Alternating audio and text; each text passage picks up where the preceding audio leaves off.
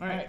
So our topic for today is the family, or let's call it the genera, or gram-negative organisms in general. So we're talking about gram-negative organisms in general, specifically the gram-negative bacilli one. We're done with the positives and the negatives of cocci. We're now starting with a different topic, which is the bacilli. And usually we start with the Enterobacteriaceae family, or commonly known now in contemporary media tuloy, in contemporary times as the Enterobacterales family. So they changed it to Enterobacterales because it's hard to pronounce. I suppose it's because it's hard to pronounce Enterobacteriaceae, but that's what an update for the current times that we have. Next slide. So we're going to talk about the general characteristics of this gram-negative bacillary family.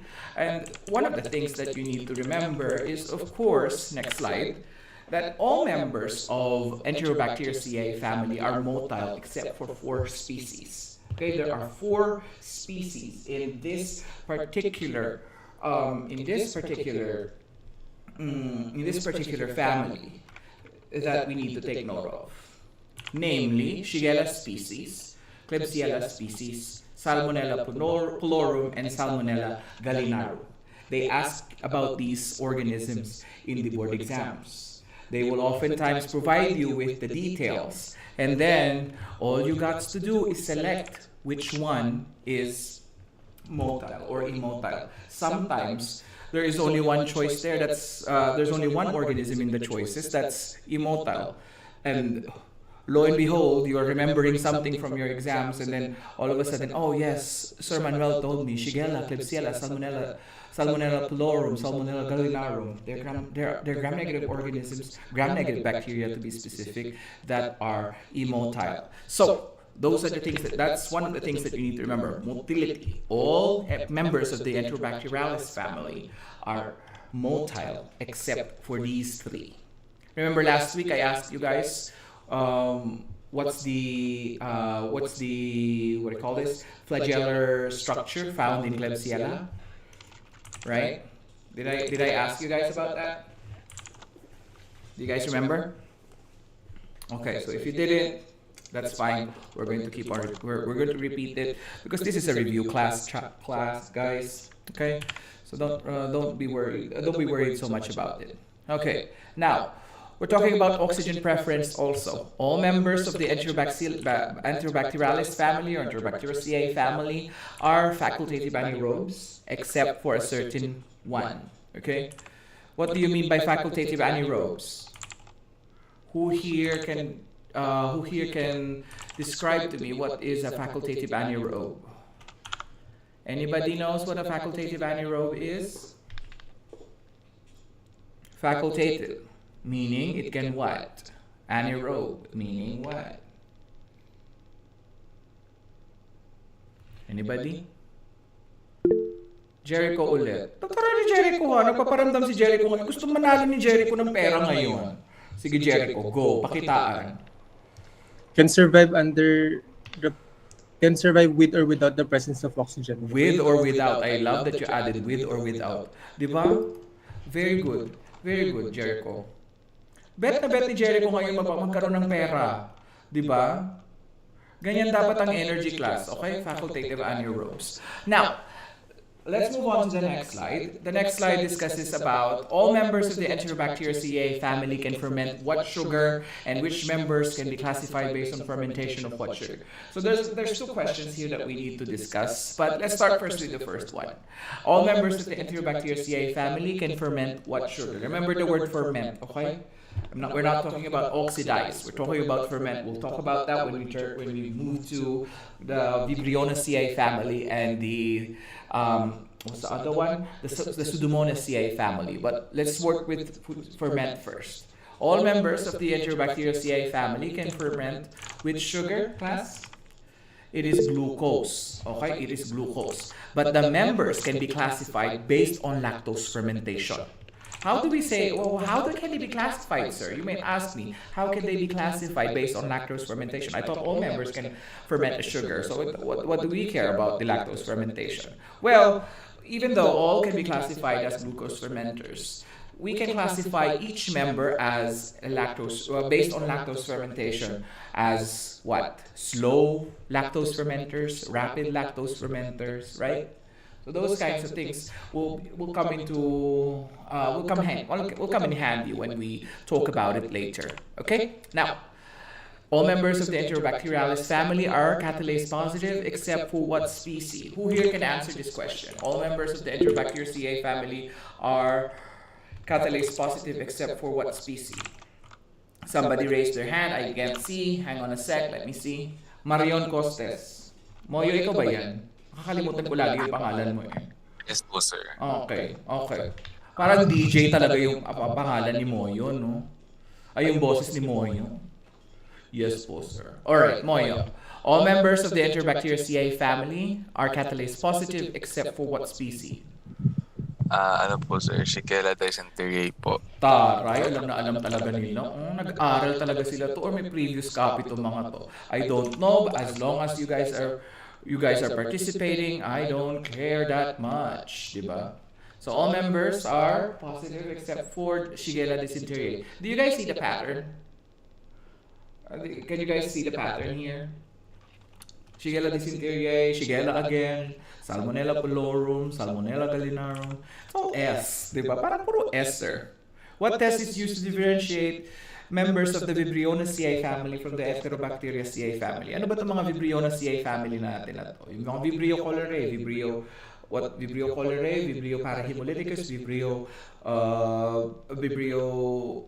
something. We'll discuss about it later. I can't remember it on top of my head kasi ang nasa utak ko is Enterobacterales. Ganun kasi ako mag-isip, pinaka-compartmentalize. Mamaya natin pag pinag-usapan natin sila.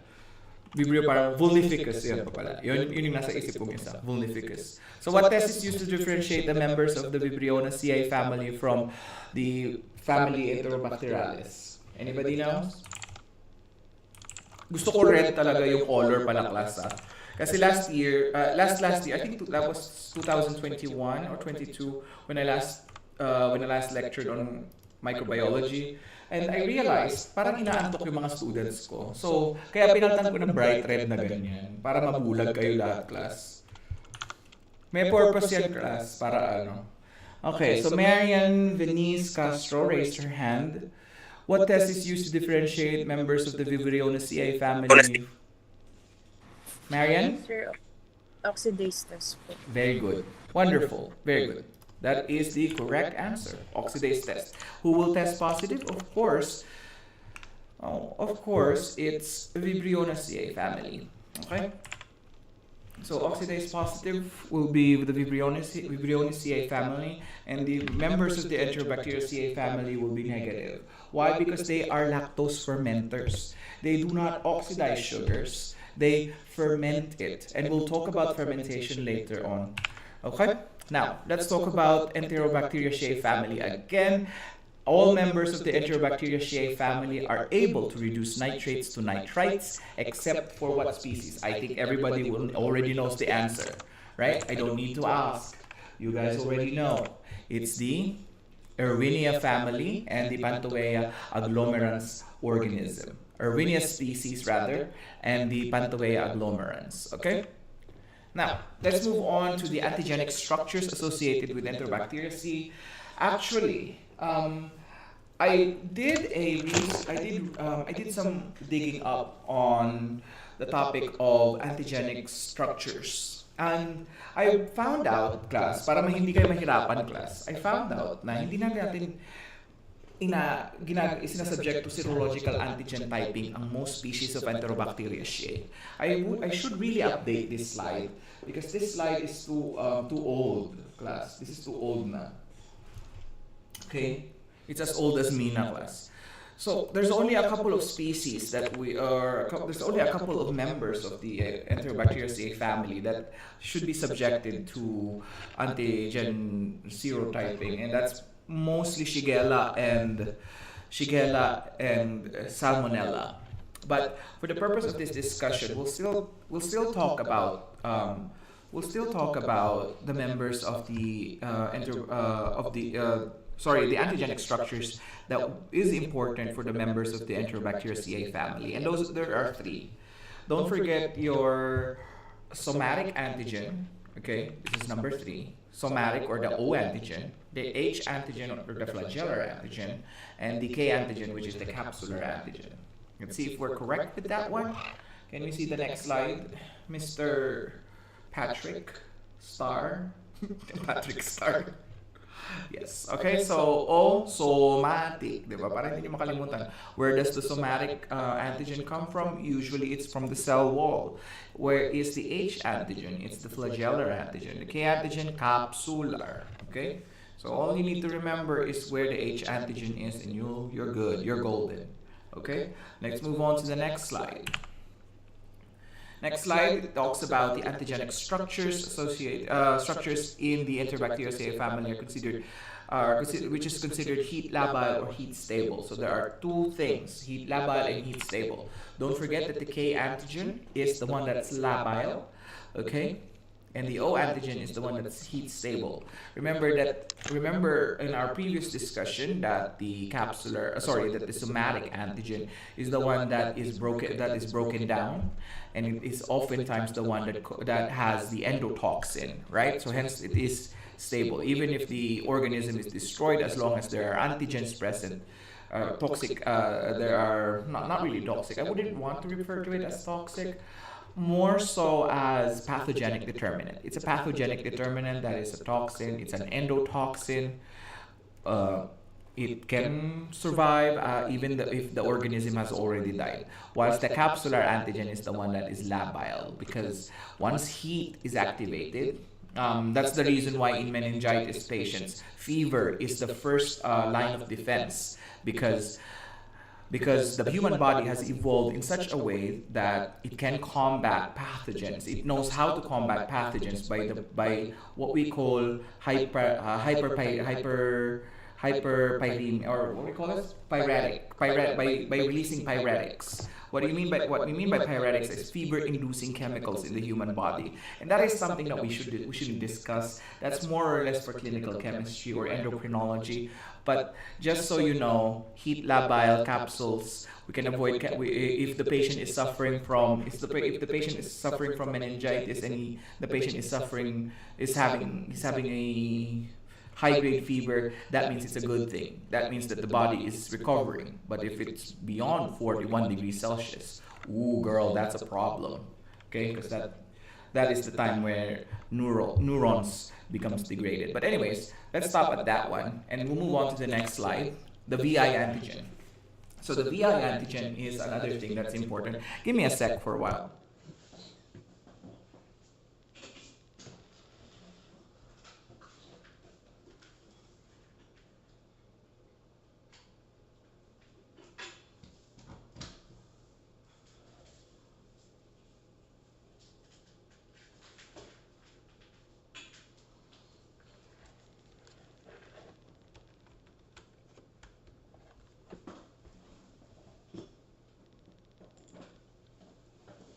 I just realized that my battery is not connected to my charger is not connected to the laptop that we're using a live stream for, so oopsie. But anyways, ayan. Okay, so we're talking about the VI antigen. VI antigen is more or less related to an organism that is near and dear to many people in the Philippines. That is the salmonella. A lot of people in the Philippines do suffer from typhoid fever now and then, right? And it's a cell wall antigen, okay? It's for salmonella, okay? So VI antigen, don't forget the VI antigen, because you will hear about it, and sometimes they will ask this in the exams, and I will ask this in the exams. Diba? Meron na kayong tips ahoy. Okay? Flagellar antigens are usually denatured by two things. It's denatured by alcohol or heat. As we mentioned before, flagella denaturization, you can use alcohol, right? Or you could use heat, okay? Next Immunoglobulins against the following antigens are of what classification? So for somatic antigens, because these are larger, they are predominantly IgM, while flagellar antigens require more specificity and needs to be smaller. They are predominantly IgG. Okay? And again, we'll talk about that later when we are in the topic of what we call that, salmonella. Okay. Anyways, let's go to the next part of our discussion today: culture and biochemical testing of the family Enterobacterales. So the most commonly used culture media is SHEM. Okay, don't forget SHEM. Who here knows what is the mnemonic SHEM stands for? Previous students of mine will remember this one. SHEM stands for Moyo, di ba? Talaga si Moyo talaga active, di ba? Excited na ako para maging RMT to si Moyo. Moyo, sige.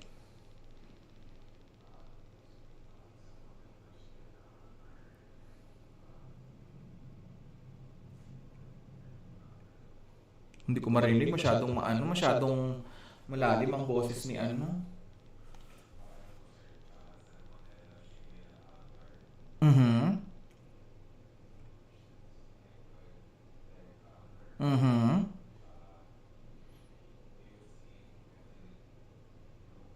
Okay. All right. Very good. Very good, very good, very good. So, because we know that the members of the Enterobacterales family are... Ano nangyari? Bakit ayaw niya ng slideshow? Ayan. Balik tayo. So SHEM stands for Salmonella, Shigella agar, Hectowin enteric agar, Eosin methylene blue, McConkey agar. These are all things that you might see whenever you want to isolate a gram-negative rod from the that is a lactose fermenter. Okay? So why did I say it in such a way? Because if I say gram-positive rod, that is wrong because you can isolate those. And what I love about microbiology is that it's like a puzzle, and it usually starts with gram stain. So I always urge my students every time is even my interns. I always urge them to go back to the basics. What do we need to remember first? Gram stain. After we gram stain, we saw gram negative rods. Of course, we are going to identify them using the McConkey agar because this is the most McConkey agar is basically used in many laboratories. I think I rarely see Eosin methylene blue, and the only time I saw Eosin methylene blue was when I was working in the Philippines. Hectowin and SSA agar, we see it when we have stool samples, but for general microbiology. General routine microbiology samples, you would oftentimes see McConkey agar, and you'll see why later. Okay? Now, let's talk about something else. What is TSI? Diba? TSI naman. Ano naman yan TSI, sir? Ang dami namang Chinese. Anybody knows what that TSI stand for? Let's go to the next slide para hindi na tayo magtagal. Kasi we have limited time, and I want you guys to have a better understanding of many topics so that you can just come back to these lectures that we have. So TSI stands for triple sugar iron agar. What is the sugars? Because there's three, right? Triple sugars. So 1% sucrose, 1% lactose, and 0.1% glucose. Okay? And the color indicator is phenol red. The hydrogen sulfide indicator is sodium thiosulfate. Okay? So, sir, may kwenta ba yan? Bakit namin kailangan malaman yan? Of course, because since your indicator is phenol red, that is your base color. Okay? That's the base color. Wow. Now, when an organism is either lactose, glucose, or sucrose fermenter, it will turn the agar acidic. And phenol red is a basic color indicator. Meaning, if the color turns acidic and the base color is basic, therefore there would be a color change. The color change will then be what color? Can you type it in the chat, class? Para hindi na ako nagtatanong pa ulit-ulit. Anybody knows what the acidic color is? for triple sugar iron agar? Hoy, hindi black. O sa palig kita, mamaya na yung black. Nakakaloka ka. Okay. O Patrick, sa palig kita, Patrick. Ay, ilan lang ang estudyante namin dito? O sige. Gusto talaga nila na ginagaslight sila. O sige. Ang hindi sumagot, magte-take ng exam 5 beses. Ayan, galit na galit si Amanda. Gusto na niyang pumasa, kaya capital letters lahat. Okay. Kailangan pala ginaganyan kayo talaga. Sir Marco, kailangan pala ginaganto yung klase natin. Para lang mag-react. Okay, so yellow is the positive color. Thank you. Okay, so we move on to the next topic, which is indicate the reaction of TSI if there is hydrogen sulfide. Hydrogen sulfide in the hydrogen sulfate in the isolate. What's the color, class? Let's end it with Angela. Okay? So yung hindi sumagot, magte-take naman. Ito naman, magre-repeat internship kasi nabago ang curriculum pag hindi nakasagot ang mga students. What is the positive result if the patient or if the isolate that you are testing with TSI is H2S positive? Sige nga, what is the color? Ayan na, Patrick, pwede ka nang sumagot. Ayan na. Ayan na si Patrick. Okay, so lahat sila sumasagot na Sir Marco. Natatakot sila, o, diba? Tignan mo si Chevy Faye Tolentino. May po pa. Hoy, huwag mong pakita. Ay, nakakaloka ka. Nakakaloka ka. Pinakita mo yung ano natin, yung slide natin, ma. Nakakaloka ka. O, ayan. Sige, indicate the reaction for H2S producing isolates. Okay, so the reaction will be as follows. Okay? So don't forget the reaction is that you have sodium thiosulfate. That's your color indicator, right?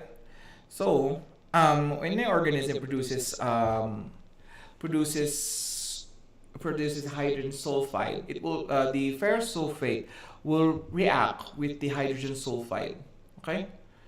So most organisms that have that are hydrogen sulfide producers, they will react with the ferrous sulfate to produce ferric sulfide. Okay? To produce, that is the black colored substance. Okay? So your sodium thiosulfate will be the indicator. Okay? So that's basically the reaction. We don't want to delve deep into that one because that is bacterial physiology, and our topic here is medical microbiology. That's what you need to pass. Okay. LIA stands for what? Anybody on the class? Unmute yourselves. Unmute yourself if you know the answer. Raise your hand. Moyo, what is LIA? Pangalan po ng ex ko, ganun. Hindi, charing lang. Alright, lysine iron agar. Lysine iron agar, that is, next slide. Pakita natin, Patrick. Okay. So, lysine iron agar, oops, what happened? What happened to my, bakit napunta ako sa VI antigen? Ayan. Slideshow. Okay, so it has several components. It has a color indicator as per usual, and it has an H2S indicator, which is ferric ammonium sulfate, ferric ammonium citrate. Remember, in TSI, our H2S indicator is sodium thiosulfate, right? But for lysine iron agar, it is ferric ammonium sulfate. Now, the color indicator in this particular media or biochemical media is bromcresol purple. Okay, bromcresol purple. Don't forget the color indicators, class. Okay, they ask those things in the board exams. Okay, now what is important about LEA is that it has it detects two metabolic actions that can help us identify an organism, and there are two things. And what are these two things? The amination and the carboxylation. So the amination can be detected on the slanting part of the agar, because this is a slant butt preparation. Okay, what do you mean by slant butt, sir? Merong part na Next slide na tayo kasi parang hindi yata tayo updated, Next slide na tayo. Okay. So what is detected? What is detected by Leah? Deamination and decarboxylation. So deamination is detected on the slant part, while decarboxylation is detected on the butt part. How do we know? How do we remember this? So lagi ang nasa taas, anong letter? Letter S, di ba? Amin, di ba? Amino. Para hindi nyo makalimutan, mas nauuna ang amin kesa sa X, decarboxylation. Para hindi kayo mahirapan, class. Ayoko kayo nagme-memorize. Gusto ko pag upo nyo ng exam, ay, sinabi ni Sir Manuel, sa slant yan nakikita kasi ang letter A mas nauuna. Diba? Kasi diba, ang agar natin, pag imagine nyo, nakapag-prepare na ba kayo ng agar? My dear Moyo and Patrick, nakapag-prepare na ba kayo ng agar? Or mga kayo, mga chat mo na lang kasi wala akong ngayon eh. Wala akong headset ngayon. Yes, that is a Bacti with Sir Mark. With Sir Mac. Oh, di ba? Nagprepare na kayo nung slant bat na mga tube media. Mamaya din natin pag-uusapan kung paano yung piniprepare ha. Pero, nakapag-prepare na kayo ng slant bat, kumbaga. Hindi yung naka-play. Yung slant bat po, hindi pa po. Okay, paano ba natin to gagawin? Pakita ko sa inyo kung ano bang itsura ng mga slant bat. Anybody here is familiar with slant bat preparation? Ano ba yung sinasabi ni Sir Manuel na slant bat? Kasi meron tayong tinatawag na pure slant, that is usually for Simon citrate. But for Leah, ganito ang preparation niya, tsaka sa urease. Paano ba natin i-prepare? Magandang whiteboard, ganyan. Ayan, whiteboard tayo. Kasi, mamaya na after break yung iPad. Share with, ayan. Okay. Nakikita nyo dyan, class? Hindi. Hindi nakikita yung presentation ko.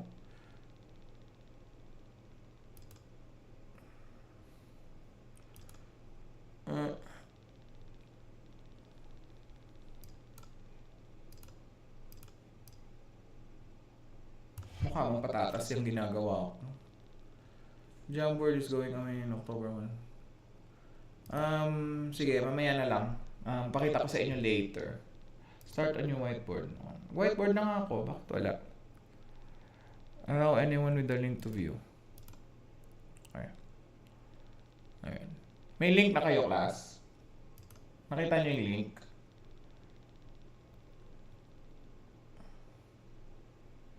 Anybody? Ayan, meron ng link dyan sa may chat box.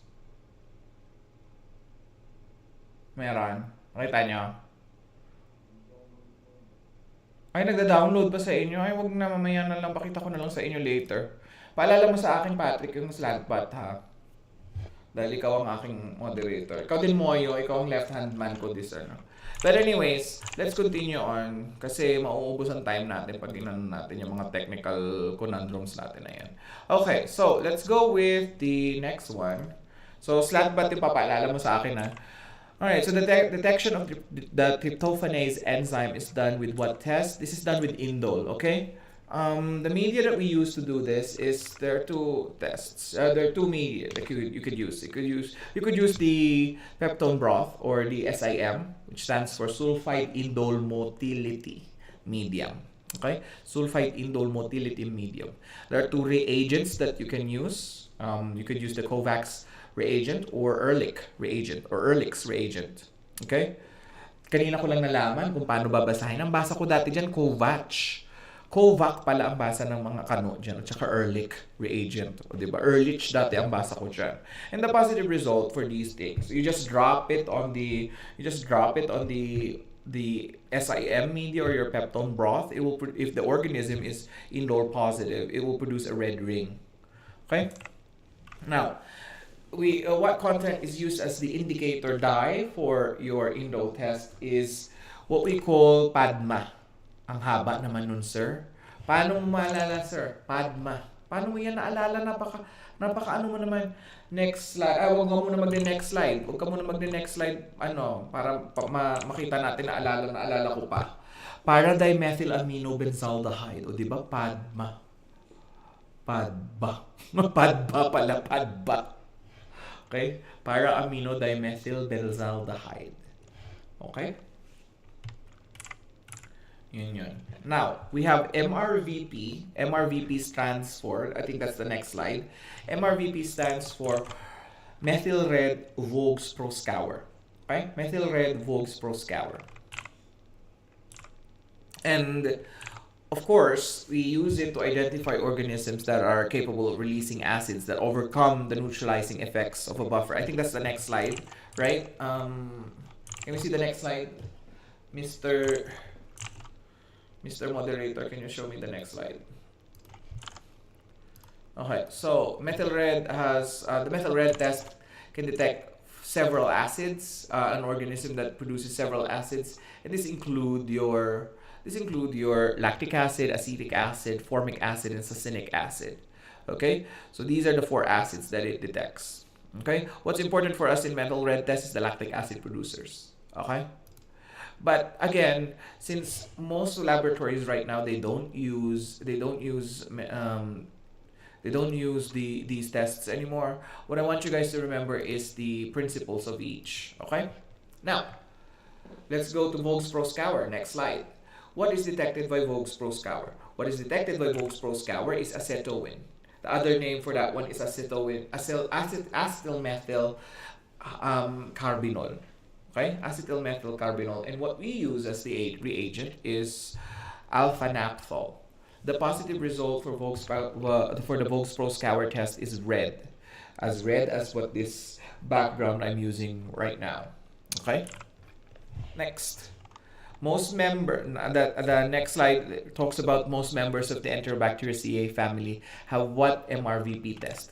Most of them will have opposite results. What do you mean by opposites? You could either have positive negative MRVP, or you could have negative positive MRVP. Okay, so positive sa metal red, negative sa Voges proscour. Negative sa metal red, positive sa Voges proscour. That's basically what it means. Okay, most of the time, because some organisms they would test variable. That's the reason why we rely on molecular techniques and atomic techniques nowadays, like Malditov. Okay, we'll talk about Malditov later if we have time, but if we don't have time, I'll just give you guys some notes on the usage of Malditov and the other automated tests that are currently being used now in microbiology. Okay? Doon sa mga nag-interns, I want to get some insight. How do you guys identify microorganisms in your clinical laboratories? Doon sa mga nag-interns. There's no wrong answer. I want to know. Biochemical pa rin ba? Do we still use those little charts that our predecessors have used, or ipapasok na lang natin sa machine? Ano ba ang ginagawa natin ngayon dyan sa Pilipinas? Kasi ang tagal ko nang hindi nagtatrabaho dyan. Kasi when I was there, the introduction of Vitec was being implemented. The very first version of Vitec was being implemented, and that was in 2011. Girl, I'm already old. Naka-Vitec sila lahat ngayon, sir. Karamihan. So yung mga pucho-pucho na mga labs, siguro naman nag-API na sila, no? Naka-tube method. Wala man lang, hindi man na nag-AAPI. Mas maganda pa yung AAPI mo. Di ba, sir? Anyways, okay, so thank you so much for that one. Magdo-donate tayo, Sir Marco, ng no? Charla, ang mahal nun, hoy. Yung isang unit, Sir Marco, ng Malditov, Diyos ko. $7 million yun. Hindi pa natin kaya yun, okay? Pag nagkaroon tayo ng backer, Sir Marco, padadalhan namin kayo ng dyan. Huwag ka mag-alala, padadalhan kita ng Vitec. Yung luma. Charet.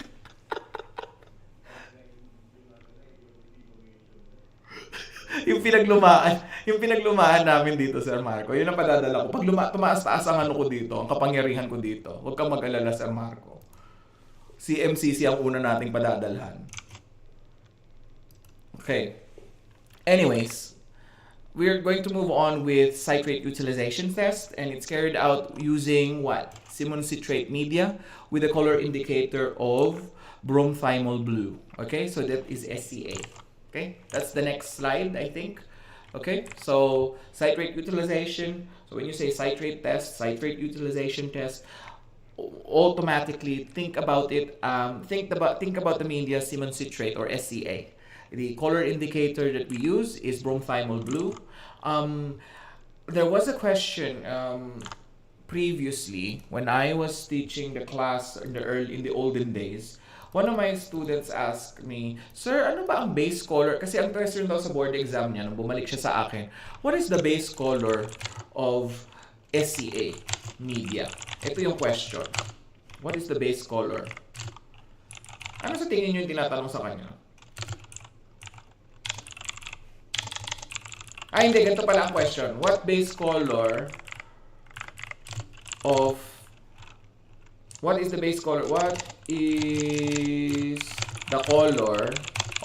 unreacted / uninoculated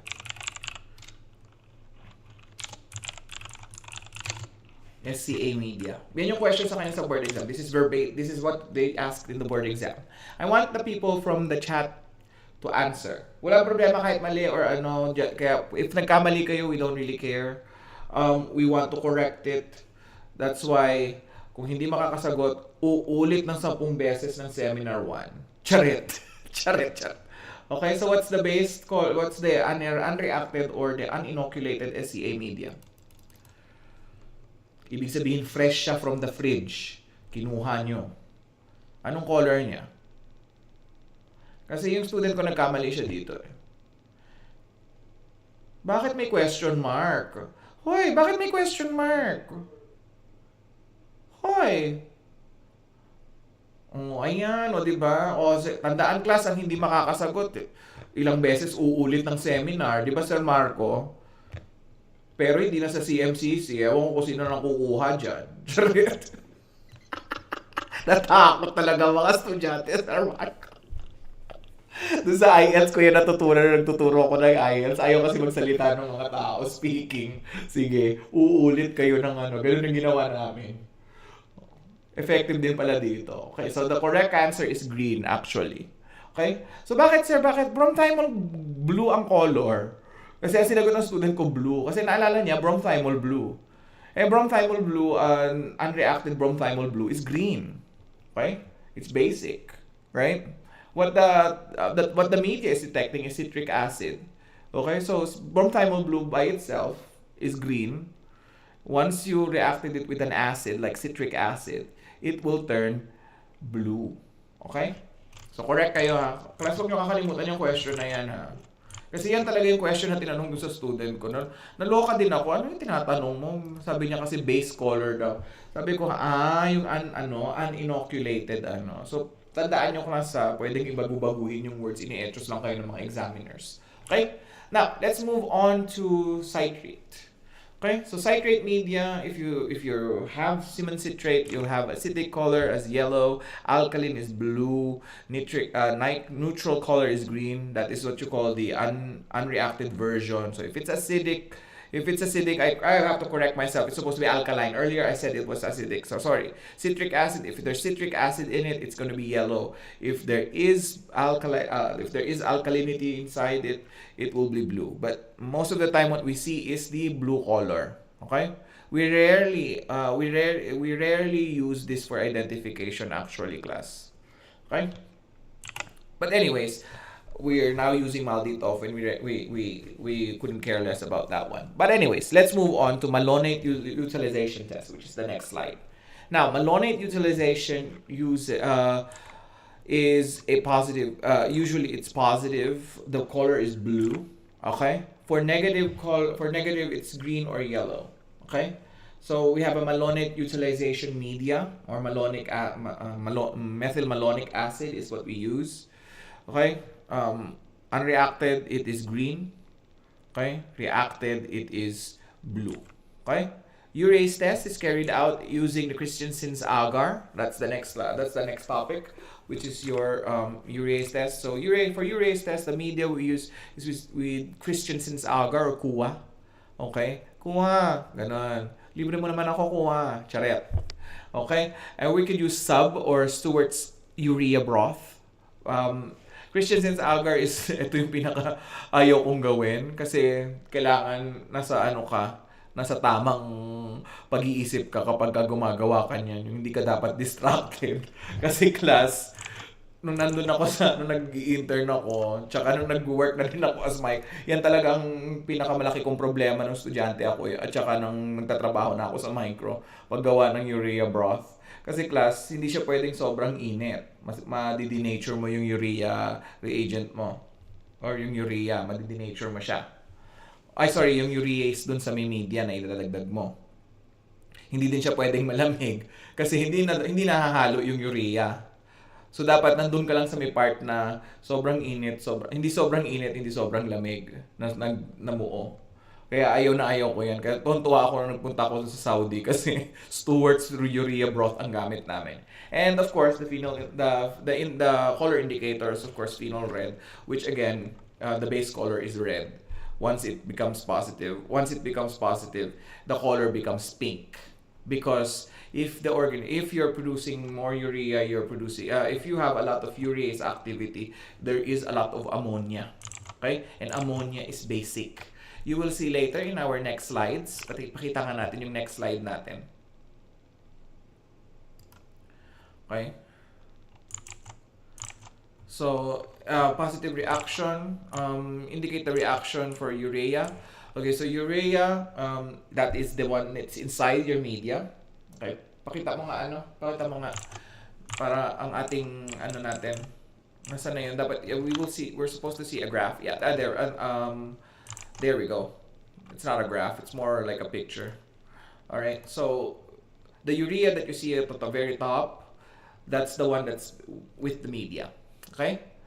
And urease will break apart urea into two portions. Basic biochemistry. When urea is broken down, it will produce ammonia and CO2.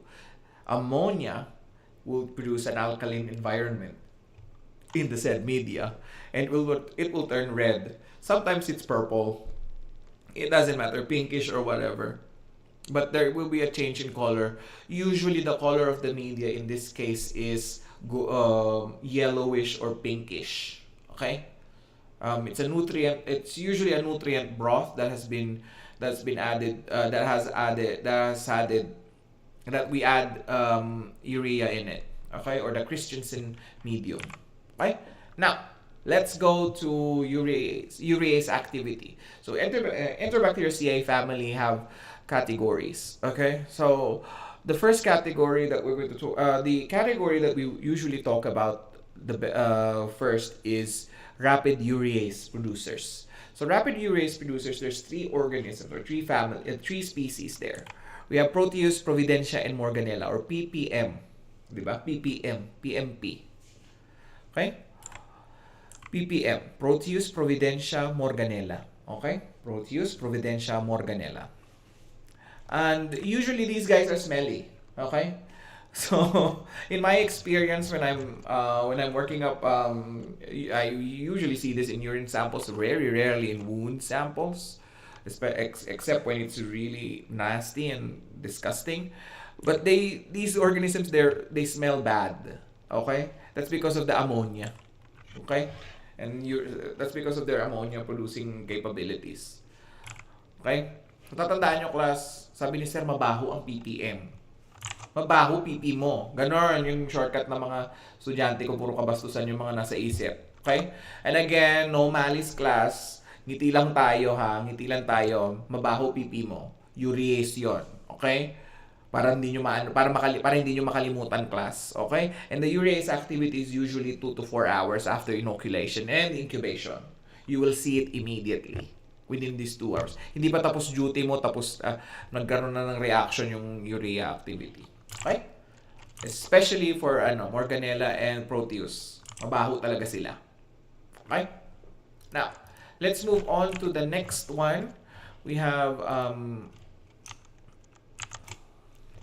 ay, anong nangyari? What? Nawala ako. Sorry. Okay, let's move on to the next one. We have slow urease producers, CKs. Ano yung CKs na yan? Slow urease producers, medyo mabagal sila. May amoy din sila, class. Mabaho din sila, class. CK stands for Citrobacter, Klebsiella, Enterobacter, Yersinia, and Serratia. Okay, Serratia species. They react positively with the urease media more than 4 hours. Okay, so rapid 2 to 4 hours.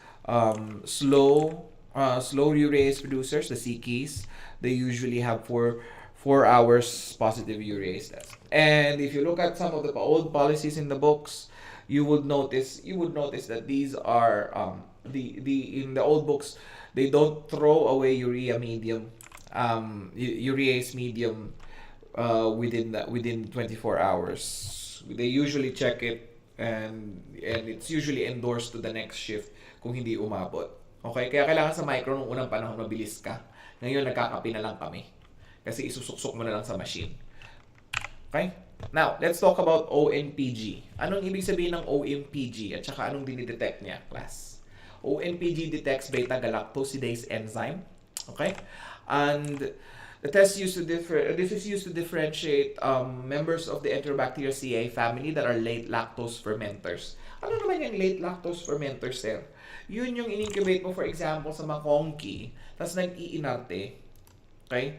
Color yellow siya, bigla siyang magiging pink. Ganon. Okay? Lactose fermentation. Okay? Now, ang arte-arte, bakit kailangan namin i-memorize? Madami kayo kailangan i-memorize sa micro. ONPG stands for orthonitrophenyl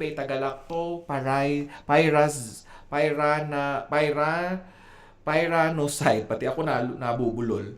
Okay? So the positive result is yellow, and ONPG medium is usually colorless. Okay? If it's negative also. Okay?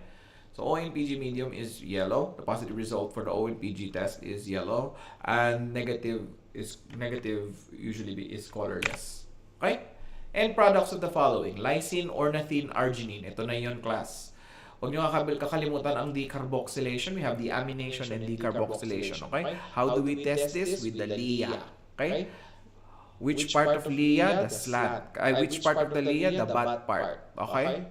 Paano ko nasabi? Kasi X is comes later in the alphabet before A, di ba? So what's the positive result? Lysine would be decarboxylized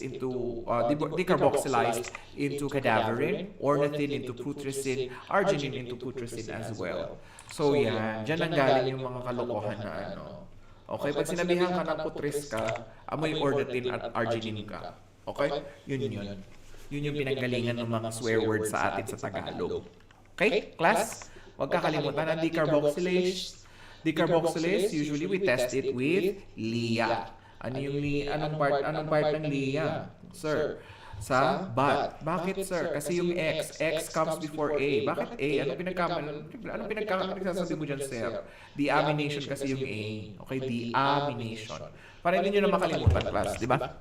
Now, we're going to move on to the next thing, which is the indicator for decarboxylase test. For decarboxylase test, we use bromcresol purple, and please don't laugh at the drawing that I made here. Okay, bromcresol purple. Positive result is purple, yellow, purple. Ano yung purple, yellow, purple, sir? Saan manggagaling yun? Purple sa taas, yellow sa gitna, purple sa pinakailalim. Ganun yung itsura niya. That's decarboxylase test. Okay? Then we move on to another test. Next slide, please. Phenylalanine deaminase test. Phenylalanine deaminase test uses the reagent 10% ferric chloride. The positive result is a green slant, and there is fluid accumulation. That is the positive result. So, when we're talking about phenylalanine deaminase test, that is a different test from LIA, okay? It's a different test, don't get confused, okay? We have different tests. We have a deep carboxylase test, we use LIA here, okay? We have the phenylalanine deaminase test, okay? We have phenylalanine deaminase test.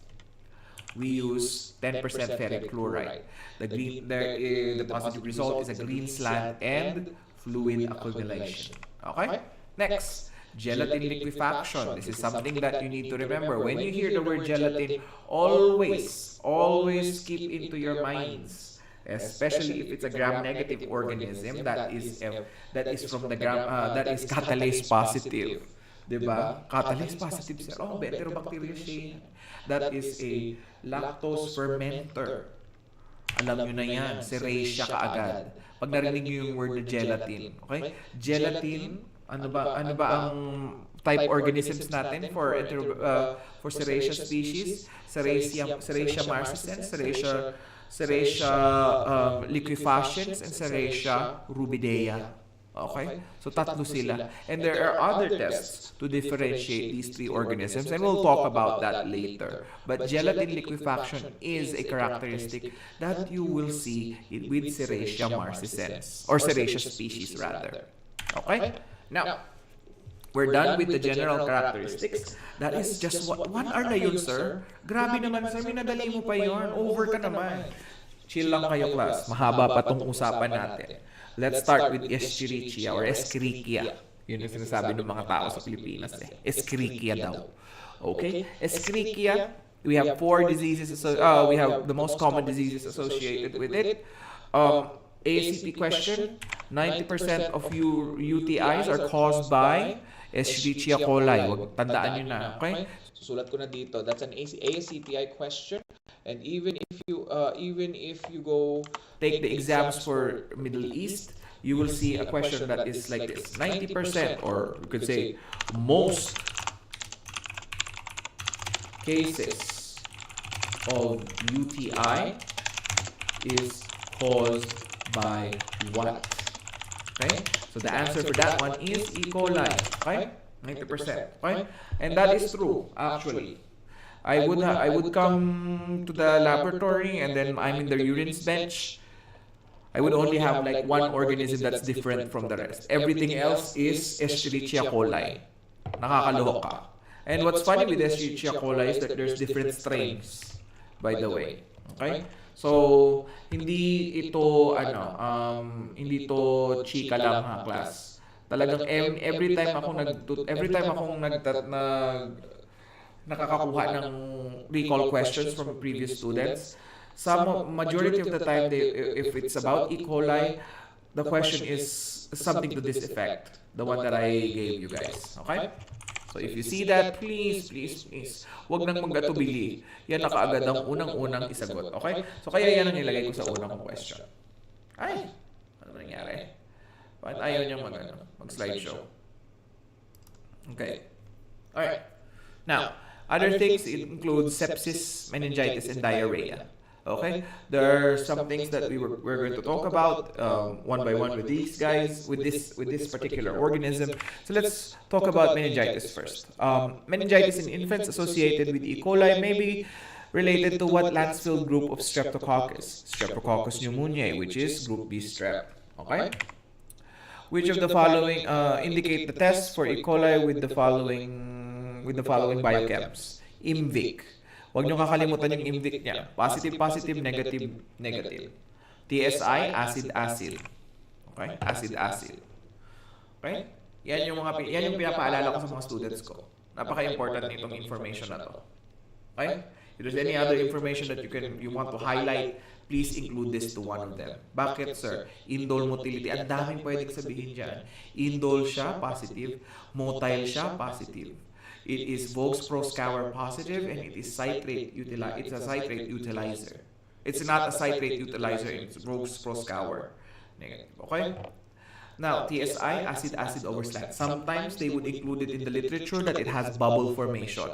And that's not wrong. There are some strains that do have bubble formation in the whole thing. Do you guys know what bubble formation is in the or gas produce? If it's a gas producer, do you know what happens? Nagkakaroon ng crack kasi tatakpan yan, di ba, ng cotton, Patrick? Nakagawa na ba kayo ng ganyan? Di ba tinatakpan yan ng cotton? Tapos pagka-incubate mo, tapos E. coli yung tumubo. Di ba? Para mabibitak-bitak yung agar. Ganun yung nangyayari. Okay? Alright. So now that we're done with that one is clear for you guys. The biochems is clear for you guys. It's very simple, right? There are 5 types of E. coli. Don't forget the acronyms EHEC, EPEC, EAEC, EPEC, EHEC, and EAEC. Okay? ETEC, IEC. Okay? So enterotoxicogenic E. coli, enteroinvasive E. coli, enteropathogenic E. coli, and enterohemorrhagic and enteroaggregative E. coli. We'll talk about them one by one. Let's start first with among the 5 types of E. coli. Next slide na tayo, Patrick. Okay, among the 5 types of E. coli, which is considered to be non-invasive but cannot produce toxins, this is enteropathogenic E. coli or EPEC. It is mostly associated with infantile diarrhea, and the characteristic stool is watery mucoid diarrhea that does not have parasites. Nakalimutan ko i-add dyan. Because sometimes, watery mucoid diarrhea is an indication of a parasitic infection. Specifically for what? Specifically for Entamoeba histolytica.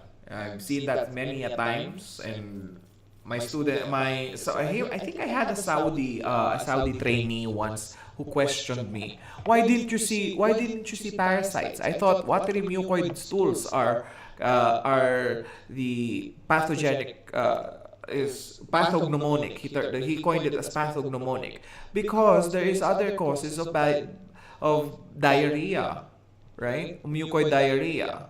It's not just for parasites like Entamoeba histolytica. I was questioned. Kinwestiyon ako. Akalain mo yun, Shaira? Akalain mo yun, Moyo? Kinwestiyon ako. Bakit daw wala akong nakita na parasite? Kaka-graduate lang nun. Kinwestiyon ako, Patrick. Tama ba yun? Tama ba yun, Patrick? Kasi hindi niya alam na pwede ding manggaling sa bacteria. Diba? Kasi ang specialty niya is parasitology. Kaya mas maganda kayong class pag gumraduate kayo. Ay, na-disconnect ako. Ayan. Kaya mas magaling kayo class pag gumraduate kayo class kasi pag kinwestiyon kayo, alam niyo na watery mucoid diarrhea doesn't just mean an infection with a parasite. Ganunin niyo kaagad class ha. Gusto ko gayahin niyo ako, pati yung kaartehan ko. Watery mucoid diarrhea doesn't just mean a parasitic infection. It could be a bacterial infection, specifically with enteropathogenic E. coli. Kaya kailangan ganun kayo class. Okay? Dapat smart na, pretty pa katulad ko. Charet, dapat magmana kayo sa akin. Charet. Alright? Now, let's move on to the next one. Differentiate the 2 types of toxins released by ETEC, enterotoxicogenic E. coli. This one is the one that produces toxins. Remember the one that doesn't produce toxins and the one that doesn't invade cells. Non-invasive, non-toxin producer, EPEC. Okay, EPEC, that is with P. Okay, infantile diarrhea, nosocomial infantile diarrhea. Now this one, on the other hand, it produces 2 types of toxins. The ETEC produces different types of toxins. The 2 toxins that it releases is the heat labile toxin and the ST toxin. Okay, so cholera toxin is related to the heat labile one, cholera toxin or the cholera toxin, and then we have guanylate cyclase toxin. Okay, guanylate cyclase is a normal physiologic process. Guanylate cyclase. The guanylate cyclase process is a normal function of our large intestine. It is actually responsible for controlling the fluid balance between the gut or the foods that we eat. Okay, but if in case there is some kind of toxin, specifically this particular type of toxin produces it is capable of stimulating it to an abnormal level. Normally, we have guanylate cyclase. That is correct. That's the one that siphons water out of our It causes like a flood of H2O or fluid secretion to the large intestine. In times when we are in normal situations, that's what makes our poop fluid-like, okay, not stone-like or solid. This is what makes our poop. This whole cycle, or the guanylate cyclase, is an enzyme that makes our poop basically semi-solid. Now, if you have an abnormality, because you have suffered from food poisoning because of this heat stable toxin, then that will stimulate guanylate cyclase and you will have diarrhea.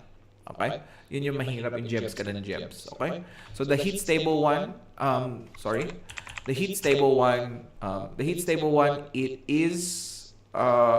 it stimulates guanylate cyclase, but the heat laba one is the one that mimics cholera toxin or cholera toxin. All right? Now, other terms associated with the disease caused by ETEC, you could have Montezuma's revenge, you could have traveler's diarrhea, or the turista disease. A traveler, if you have friends from abroad and they would say, "Oh, I have the travelers," that's what they mean. Okay? So doon ko lang na-realize yun, because the United States is a very big country. So one of my friends went to Seattle and they came back here to Nebraska. They came back to Nebraska and they told me, "Oh, I don't feel well. I'm gonna call in sick. I have the travelers." What's the travelers? That's what she meant. She meant she's having diarrhea. Ngayon ko lang yun na-realize, class, ever since sabi ko, akala ko traveler's diarrhea ang tawag doon. Pag sinabi ng travelers, it's colloquially understood by everybody that that person is suffering from diarrhea. But anyways, let's continue. So don't forget, class, traveler's diarrhea, Montezuma's revenge, and turista. Okay? Next, class, our next topic is the Shigella-like infection. It has like it's an E. coli infection that mimics Shigella or Shigella-like infection. That is enterohemorrhagic. What is caused by, enteroinvasive rather. Sorry, not enterohemorrhagic. Enterohemorrhagic is different. Enteroinvasive, I mean. Enteroinvasive. Okay? Next is EHEC.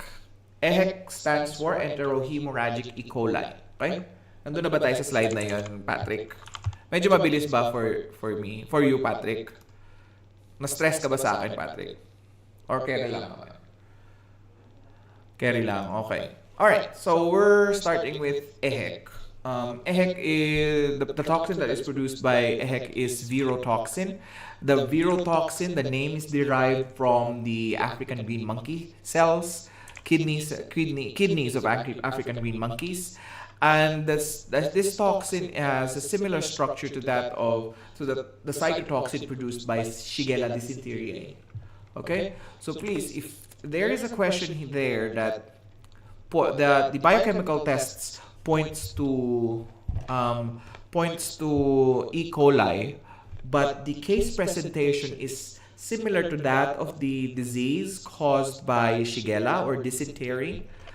Okay, make sure that one of the choices there includes EHEC before selecting Shigella. Okay, clear ba tayo, class? Kasi sometimes they would make, examiners would make, including me, examiners would confuse students, okay? Sometimes they would make case presentations for this one. That's the reason why this particular information is important, okay? Like EHEC, if you didn't attend this class, you may not have known about EHEC. So please be mindful that EHEC could be presented in the exams as the signs and symptoms would be from a patient with dysentery. But the organism that was isolated was E. coli. The biochemical result is for E. coli. So yun yung panglito sa inyo, class. Kasi nga Shigella toxin. But the problem is the virotoxin mimics that of Shigella dysenteriae. Okay? So not to be confused with enteroinvasive, Shigella-like infection. Shigella-like infection is different because Shigella invades gut flora, whilst the Shiga toxin is produced by Shigella dysenteriae. Okay, the cytotoxin. Okay, now that cytotoxin is mimicked by virotoxin that comes from viro cells from the African green monkeys. So if that makes sense. Anyways, let's move on to the next one. EHEC can be serotyped as H7-157. Okay, H7-157. And one of the tests to do this. One thing that you can use to do that we can use to detect this is with sorbitol maconchi. It will produce colorless colonies, and among all serotypes of E. coli, because it's a non-sorbitol fermenter. Okay, every other organism will ferment sorbitol maconchi, or will have a pink colony, except for H7O157, or what you call EHEC. Okay? There are two diseases that are associated with EHEC. This includes hemorrhagic colitis and HUS, hemolytic uremic syndrome. That's the most severe. Okay? Hemorrhagic uremic syndrome. You will have case presentations also, not just in clinical microbiology, but you'll also have one in clinical hematology that say, oh, the patient is suffering from septicemia. Growth of a gram-negative organism was isolated from the blood cultures, which were in the biochemistries point to E. coli. Okay? The results are as follows. What does hemolytic uremic syndrome usually present as? Para kang merong para kang na-stroke. Kasi, ano bang nangyayari sa mga hindi na stroke. Stroke nga ba? Yeah, para kang na-stroke kasi tataas yung D-dimer levels mo dito. Okay? Mataas ang D-dimer levels ng mga pasyente na may hemolytic uremic syndrome. Tapos, since it's a hemolytic crisis, you would see normocytic normochromic anemia. Okay? Mababa ang platelets din. Okay? So this is a bleeding disorder, by the way, class. That is septicemia. That is associated with septicemia. Hemolytic uremic syndrome. There is so much urea in the patient's bloodstream that it not only destroys the RBCs, but it also activates the bleeding cascade. Okay? Or what the bleeding cascade tuloy, the coagulation cascade.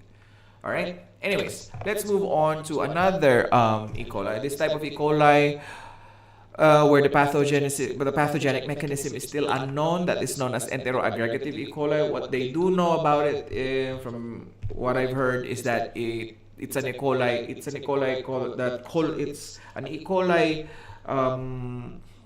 coli subgroup or strain that thrives when there are other E. coli subgroups. Hence the term aggregative. Okay? They aggregate and they form colonies. Okay? Especially in patients who are immunocompromised. Okay. Now, let's move on to the next one, which is Klebsiella versus Enterobacter. Actually, some members of Enterobacter have now been classified as Klebsiella, especially Enterobacter aerogenes. It's now part of Klebsiella, as part of now Klebsiella species, but it's now it's formerly Enterobacter aerogenes, and now it's Enterobacter aerogenes. That's the only thing that's different.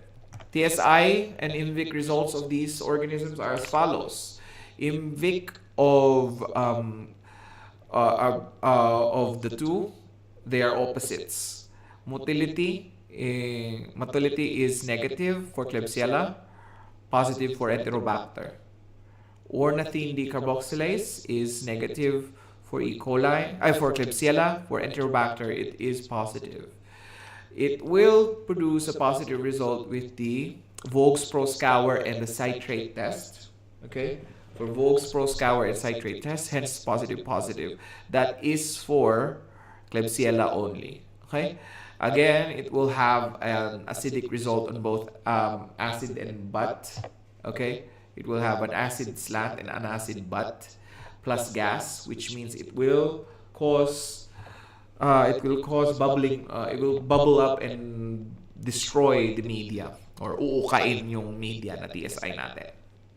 If the TSI is A over A, what do we expect? What color do we expect, class? Pampagising lang, bigla ko kayong tatanungin. Ang hindi ulit makasagot, mazizero sa exam ni Sir Marco. Anong color, class? Umaya tayo dyan sa may ano na yan. Yellow, very good. O, di ba? Ang galing-galing naman pala ng mga students pagka ini-stress. Di ba? Yan lang ba mga students? Bahala kayo. Kakaiba ang sumpa ko, class. Nagkakatotoo. Di ba, Grace Hanagas? Char. Di ba, buti pa si Jericho o masunurin. At saka si Patrick. Okay? Bahala kayo. Anyways, let's move on. Okay, let's move on to other names associated with Klebsiella pneumoniae. There are two. We have Bacillus mucosus capsularis, Friedlander's bacilli. Okay, you can do whatever you want with that one. Pathogenic determinant of what we call this organism, Klebsiella pneumoniae, is the capsule. It appears in media as mucoid and it tends to strain.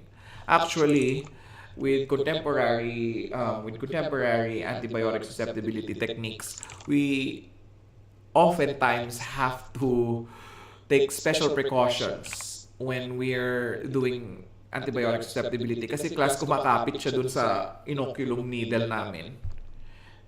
Pagka ang gamit ninyo is what do you call this? Pagka ang gamit ninyo is yung para kay ano ang pangalan nun? Microscan array. Pagka microscan array ang gamit mo, hindi siya yung routine inoculum needle, hindi. Idadilute pa siya sa pluronic I'll show you guys what those things are maybe sometime. Okay? Malay nyo gumawa akong TikTok. Charet. Pag gumawa ako ng TikTok, naku, maluloka kayo. Puro mga pang medtech. Okay? So, yun. Mucoid colonies, ang dapat nyo lang tandaan dito sa may slide na to. Bacillus mucosus capsularis, Friedlander's bacilli, pathogenic determinant is capsule. Sir, akala ko pathogenic determinant capsule. Bakit hindi naman nagkukos ng meningitis to? Hindi nyo naman na-mention na nagkukos ng meningitis to si Klebsiella pneumoniae. Because, class, most of the time you'd see this in mucoid infection in the lower parts of the body. Unless na lang na sobrang immunocompromised ng patient. That's the time you'd see this in CSF. But in my years of practice, I've not seen this organism there, even though its pathogenic determinant is capsule. And it is a gram-negative organism, okay, class? It's a gram-negative rod, lactose fermenter. So if we see that in the CSF, that is probably a contaminant from some other body part, okay? So hindi naglinis ng kamay yung nag-spinal tap. Most of the time, that is what we will see. Yeah, that is what we will deduce. Lalo na kung lalo na kung hindi siya dun sa tatlong organisms na pinag-uusapan at saka hindi ganun kalala ang case ni patient. But anyways, that is in a case-to-case basis. Okay? Now, let's move on to the other Klebsiella species, which is purulent sinus infections, associated with purulent sinus infections. Klebsiella ozanae, okay? That's another one, or ozanae's bacilli, or Ozan's bacilli. Klebsiella species associated with granuloma of the nose and oropharynx. So we have Klebsiella rhinoscleromatis, formerly known as, ang haba ng pangalan yun, yung pinakamahabang pangalan dati, Calimactobacterium. It was previously named as Calimactobacterium. I think nahirapan yung mga microbiologists na nagka-classify sa kanila. So, ginawa na lang siyang Klebsiella rhinoscleromatis. Okay? Pero before, it was Klebsiella Calimactobacterium rhinoscleromata. Okay? Now, let's move on to the other one. How is Klebsiella oxytoca different from the other species of Klebsiella? Well, it is the only one that is indole positive. Okay? Next, let's talk about the most predominant isolate of Enterobacter. It's Enterobacter cloacae or Cloacae. Okay? And the yellow pigment producing Enterobacter is Enterobacter sakazaki. Okay? The pigment intensifies when it is incubated at 25 degrees Celsius. This is very true, actually, class. This is very true. Tinesting ko yan once. Okay? Tinesting ko yung yellow producing na yan. And you can only see it in Maconchi agar. Next. Increased urease activity is one of the characteristics of what Enterobacter species, Enterobacter georgioviae. Okay? Enterobacter georgioviae. Napansin nyo, class, parang puro memorization ka na ngayon, sir, ha? Tama ba yan, sir? Siyempre, lagay lang ng lagay. Anyway, hindi naman ako magme-memorize na. Ika nga nung nag-review sa amin dati. Okay? Now, there are 3 tests that you can use to differentiate these 3 organisms, and these are as follows. LDC, lysine decarboxylase, ornithine decarboxylase, and arginine dehydrogenase. Okay? Klebsiella pneumoniae would be positive only for this one, as well as Klebsiella oxytoca. Where it changes is Klebsiella aerogenes. Okay? And how do we differentiate again Klebsiella oxytoca from Klebsiella pneumoniae? It is indole positive. Huwag kakalimutan, class. Indole positive si Klebsiella oxytoca. Where was that one? Para hindi nyo makalimutan. Ayan. Klebsiella oxytoca can be differentiate. How is Klebsiella oxytoca different from other species? From the other species, it's the only one that is indole positive. That is what they usually ask in the board exams. Okay? Magpo-provide sila ng mga ganito. Tapos lagay Klebsiella pneumoniae sa choices, Klebsiella pneumoniae, Klebsiella oxytoca, Klebsiella aerogenes, Klebsiella rhinoscleromata. Tapos ang nakalagay lang doon, ang isang differential activity lang niya, ang isang differentiating test lang niya is indole. Siya lang ang nagpa-positive sa indole. Kaya hindi ko kayo pinahirapan, class. Tingnan nyo, pinagsama-sama ko silang dalawa. Pinagsama ko na silang dalawa. Okay? Sir, bakit hindi mo sinama si Klebsiella Sakazaki? Ay, si Sakazaki dito, pero sa ibang ano. Kasi class, hindi siya usually tinatanong. Okay? So, please remember. Okay? Pantowea agglomerans used to be part of these guys, but now it's part of Klebsiella rhinoscleromata group. Okay? I'm not sure if they changed it, but based on our Malditov results, sinasama na siya sa Klebsiella.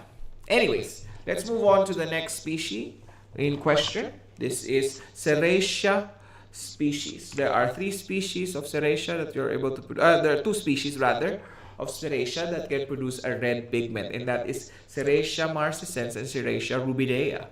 From the name itself, Serratia rubidea. Marcescens is not the only one, class. It's also Serratia rubidea. Okay, red pigment. The red pigment's name is known as prodigiocin. Okay, the red pigment's name is known as prodigiocin. Okay, notable biochemical characteristics of Serratia species include DNase positive, gelatinase, and lipase. Class, anong organisms nga ang nagpa-positive sa DNase? From our previous discussion, DNase positive. Yung mga important lang, hindi ko sinabing DNase positive organism. Sige nga, class. Nakalimutan nyo na ba si SMS? SMS. Anong ibig sabihin ng SMS? Staph aureus. Pati isa lang. Ayoko ng isa-isa, Jericho. Binibitin ako ng Jericho. Ano pa? SMS. So, isa na si Serratia doon. Moraxiella catarrhalis. Yes, very good. Peter Jan Langkay. Hi, Peter Jan. Mali ang spelling, maliliit ang letters. Talagang hindi nakahanap ng mabuti. Hindi natuwa si Sir Manuel. Walang kinatuwaan to si Sir Manuel. Lahat merong comments. Hindi, joke lang. Chill lang kayo. Okay lang yan, Peter. Ano ka ba? Nagmamadali tayo eh.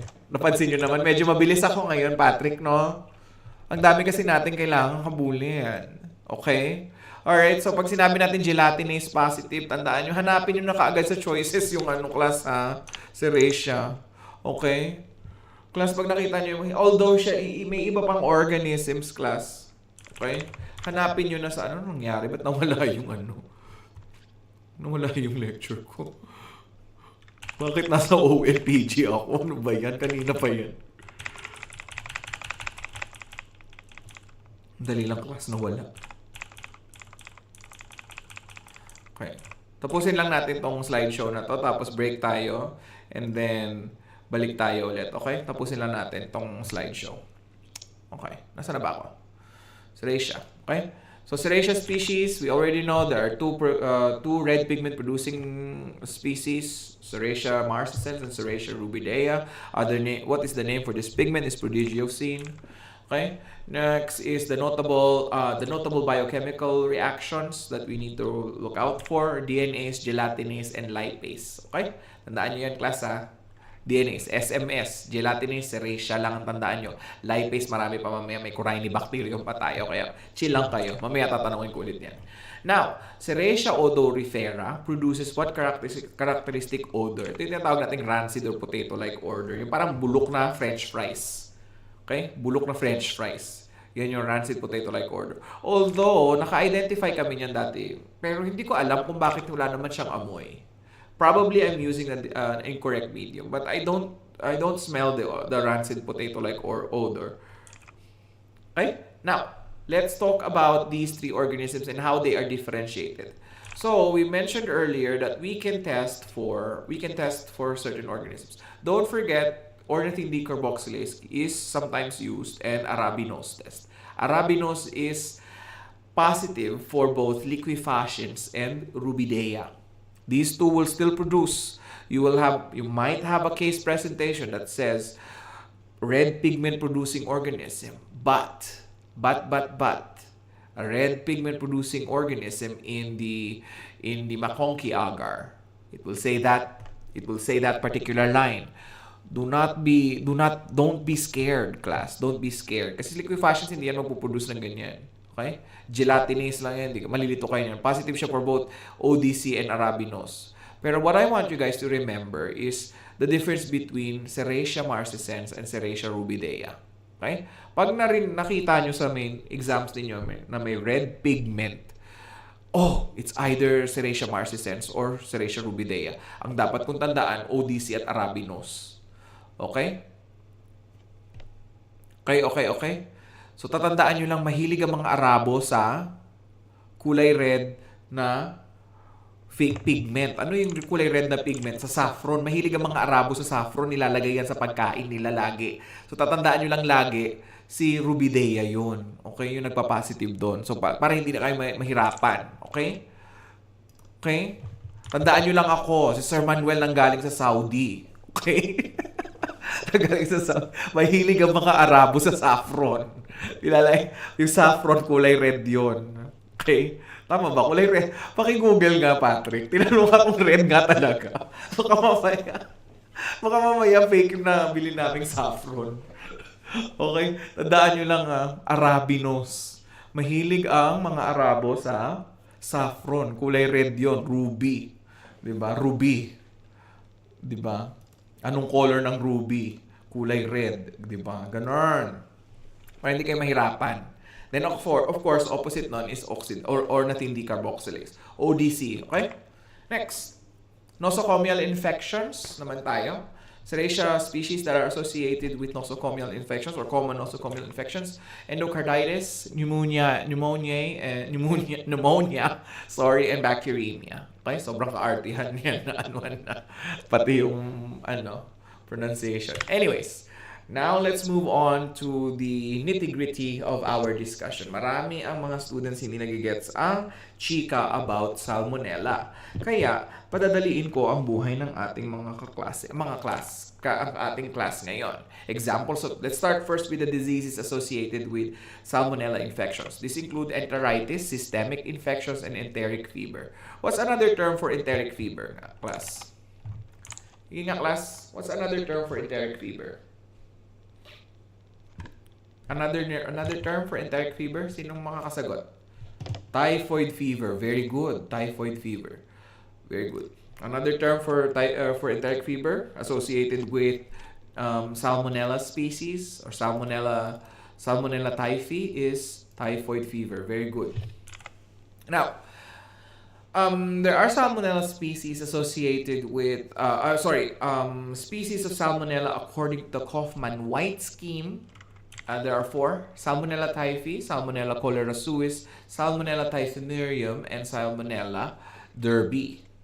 there is another nomenclature. It's the Ewing class. Not nomenclature, classification. We have the Ewing classification. Salmonella typhi, Salmonella cholera suis. Look at the back. Look at the other ones. Okay. Let's go back to the Kaufman-White scheme. We have cholera suis and typhi there. Okay. But what's different between the Ewing classification is that Enteritidis was added. And then it added the serotype of Typhimurium, the serotype Derby. Okay? Pinasosyal lang niya, pinahirapan lang niya kayo, class.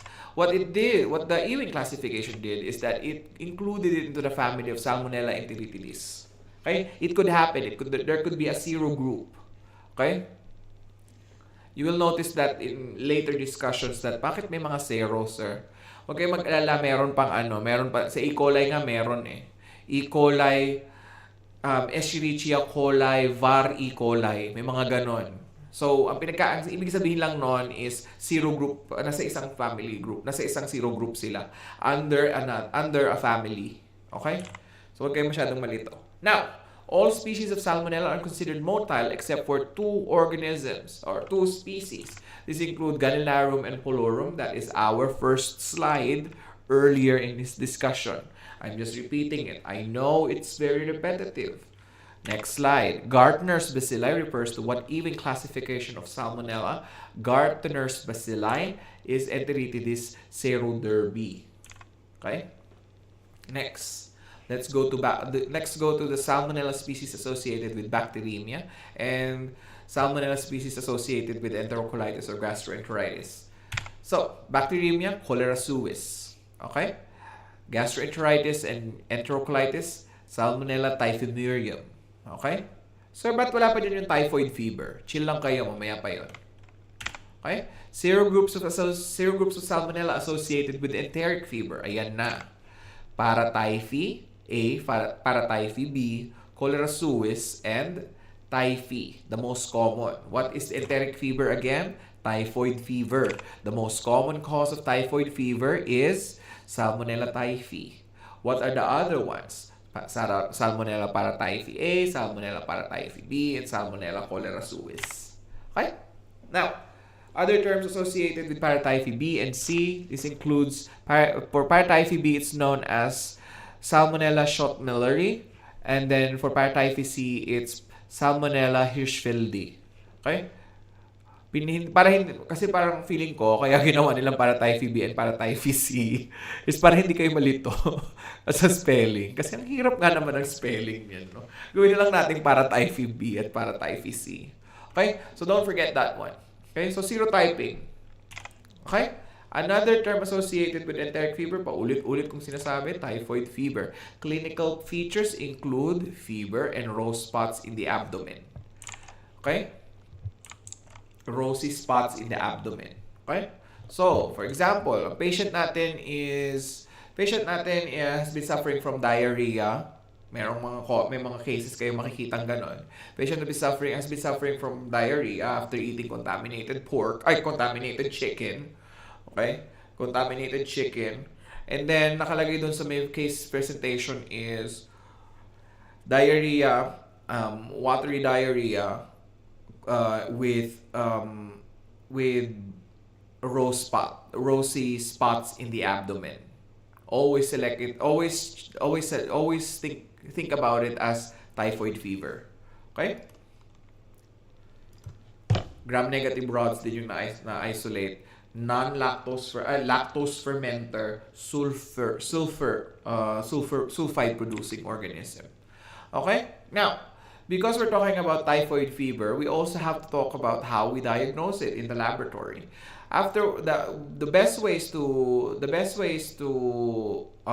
diagnose Salmonella is to catch it on a specific timetable. Okay? Why? How do we catch it? We use different samples. So for 1 week after the onset of signs and symptoms, it would be positive with blood. The best way to get it is in blood, serology. Okay? Serology and blood cultures. Okay? The second week, usually it's the stool sample. That's the best sample. The third week, it's the serum. And we use serological testing this one. Okay? And this one. And what is the serological test for typhoid fever before we move on to the next slide? Ano nga class ang serological test? Answers? Ang hindi makakasagot, napakadali ng question na yan. Wait lang. Lagyan ko ng bar. Okay. In 5 seconds, ang hindi makakasagot ng napakadaling question, what is the serological test for typhoid fever? Ay, babalik sa 3rd year. Di ba, Sir Marco? Ayan na, nagsisagutan na sila. Nagsisagutan. Dalawa lang ang ano. Ayan, di ba? Di ba enjoy, Sir Marco? Pagka tinatakot sila. Tama ba? Widal test. Alessandra, di ba maganda pag nagre-recite kayo through chat? Di ba? Oh, sige. Dagdag pa. Pagka nalagyan ko na ng line yan, pagka nabakuran ko na yan, yung sumpa ko, may in effect na. Wala nang ibang students. 99 tayo dito.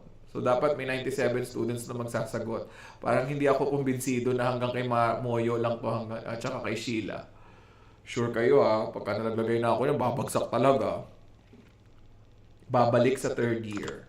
Oh, wala na May sumpa na yung mga hindi sumagot sa ibaba niyan. Ay, nako. Alright. Next. Widal test is the serological test. Sorry, balik tayo. Okay. Widal test. Okay. Next. What antigens are present in Salmonella or Salmonella species? So, kanina pinag-uusapan natin yung OHK. Which one is the most important for us? It is the OHK. Okay? So, we already know somatic antigen, somatic. Okay? SO, capital O. Okay? H antigen is flagella and K antigen is the capsular antigen. Differentiate the O antigen and H antigen based on temperature stability. Doon na tayo sa slide na yun. So, how do we differentiate it? Temperature stability. Somatic antigen is more or less heat stable, whilst the flagellar antigen is heat labile. Remember, the more heat you put, to a motile organism, the more likely it's not gonna get motile. So the H antigen is, of course, the one that we're talking about. Okay, if it has something to do with the flagella. Okay, temperature usually is the one that affects the flagella. Okay, next. VI antigen is also known as what antigenic structure in Salmonella? It is the capsular antigen and it is the one responsible for its invasiveness. Okay? VI antigen is synonymous to the capsular antigen or the K antigen, which is responsible for the invasiveness of the organism. Okay? Now, let's talk about titers. So what are we doing? Whale Felix ba or Widal? Ano nga sinagot ng mga students? Widal. Kaya huwag niyong kakalimutan yung Whale Felix and that's for typhus fever. Whale Felix tuloy, sorry. Typhoid pala, sorry. Widal muna tayo. Widal, typhoid. Okay? If there's an active infection, the OTA antigen titers are going to be greater than 1 is to 160. Okay? If there's a past infection, what we look for is the H antigen with a titer of greater than 1 is to 60. And the carrier state has something to do with the capsular antigen or the VI antigen wherein there is just a titer increase. Okay? So, sir, ginagawa pa ba to? So, Widal. Yes. But nowadays, what we're looking for is the immunoglobulin bands na. Hindi na ito. Pero it is still nice to know that back in the olden times, they still use OHK or OHV actually. May OHV. Naabutan ko yan. Yung OHV na yan. And dati hindi ko siya naintindihan. Nung nagtrabaho lang ako, doon ko lang naintindihan yung mga bagay-bagay na yan. Okay? Immunization. Sir, nai-immunize pala tayo sa ano? Yes, of course. Nai-immunize tayo. Pero again, it depends on how many colony-forming units you've ingested or has infected you. Alright? Now, and we're not gonna delve deep into that because that is pathology, specifically medicine topics na yan. Kung gusto nyo mag-doktor, sige, go. Malalaman yung lahat-lahat yan doon. But for the purpose of our discussion is more or less focused on you guys passing the board exams. Now, how many samples are obtained in Widal tests? There are several samples. You take 2 samples on a 7 to 10 day interval. And this is to prove that there is an actual rise in the antibody titers. The second sample is more or less a monitoring sample. Okay? Basically, what you want to get on the first, what the information you need on the first sample is the baseline data. Okay? That's what you really need. Baseline data. The second sample is collected a week after. All right? Now, let's talk about the culture and the culture methodologies, or sorry, the culture requirements, or in the culture, basically culture media. Okay, black colonies of Salmonella typhi is observed in what culture media? It is seen in hectoin enteric agar, bismuth sulfide agar and xylose dextrose lactose, or XLD. Okay, XLD. XDL here in my old one, but right now it's XLD in most of my references. Okay, the best one to use is BSA, the bismuth sulfide agar. I forgot to mention that one. Let's go to the next slide. IMVIC result of Salmonella typhi and other Salmonella species. Salmonella typhi is IMVIC negative, positive, negative, negative. And other Salmonella would have a variation of negative, positive, positive, negative, positive, negative. Okay? So it will only test positive. Salmonella typhi would test positive only with methyl red. Okay? Other Salmonella, negative for methyl red, positive for indole, and Vogue's proscour, negative for citrate. Okay? Other name for Salmonella typhi is your Eberth's bacilli, or Ebert's bacilli. Next, we're going to move on with another organism from the family Enterobacteriaceae, Shigella species.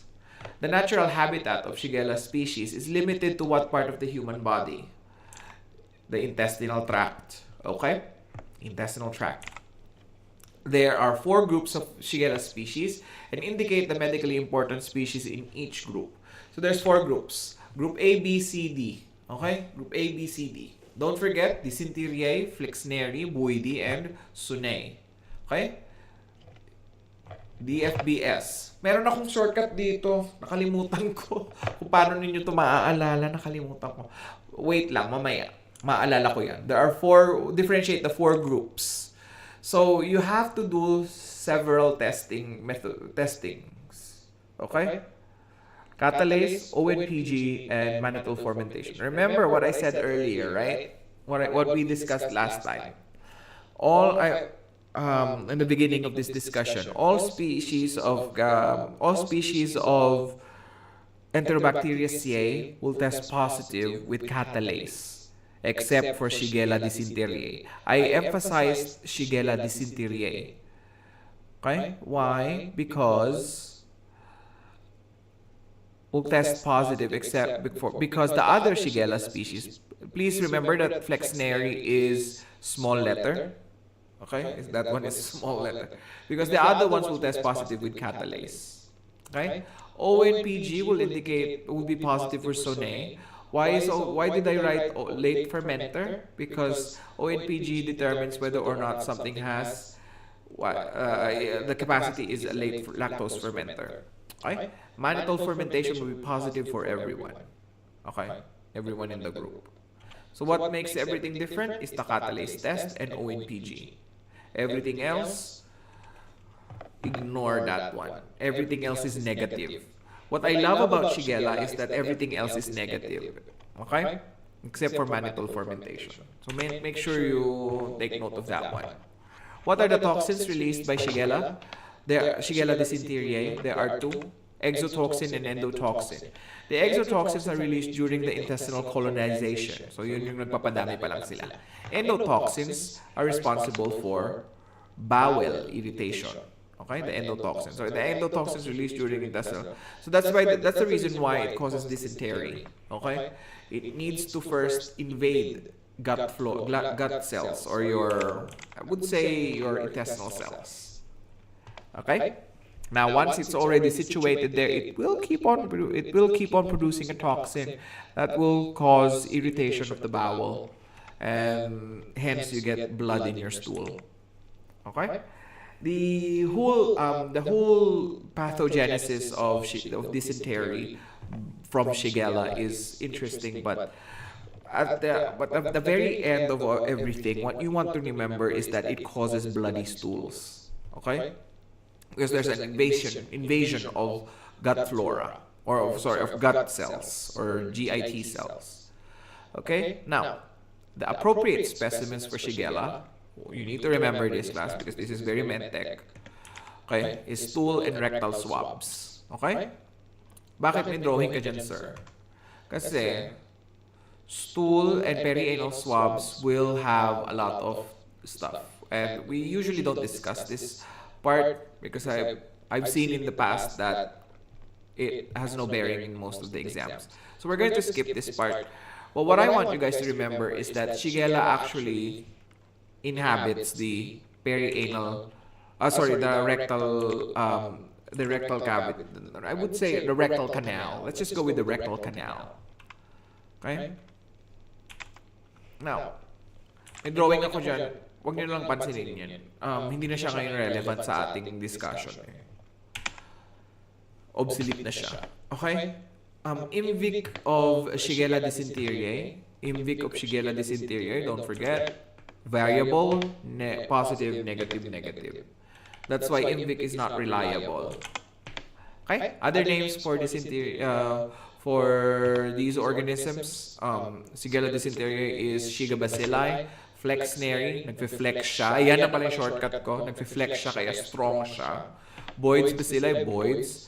Sonne is Sonduval bacilli. Okay, so without looking at that one, we would know Shigella dysenteriae is the Shiga bacilli. Shigella flexneri is the strong bacillus. Shigella boydii was discovered by Mr. Boydii. Shigella sonne was discovered by Sonduval. Okay, bacilli. Okay? So yun, di ba madali lang? Okay, now, classification of Shigella based on what particular antigen. It is the O antigen. And again, what is the O antigen, class? What does the O antigen mean to you people? Let's see again in our class. What does the... Wala, char lang, Amanda. Hinga ka lang ng malalim dyan. Okay. So what is the O antigen, class? Ang hindi makasagot, ayan na. Sige na, ang hindi makasagot, magsasayang ng tuition.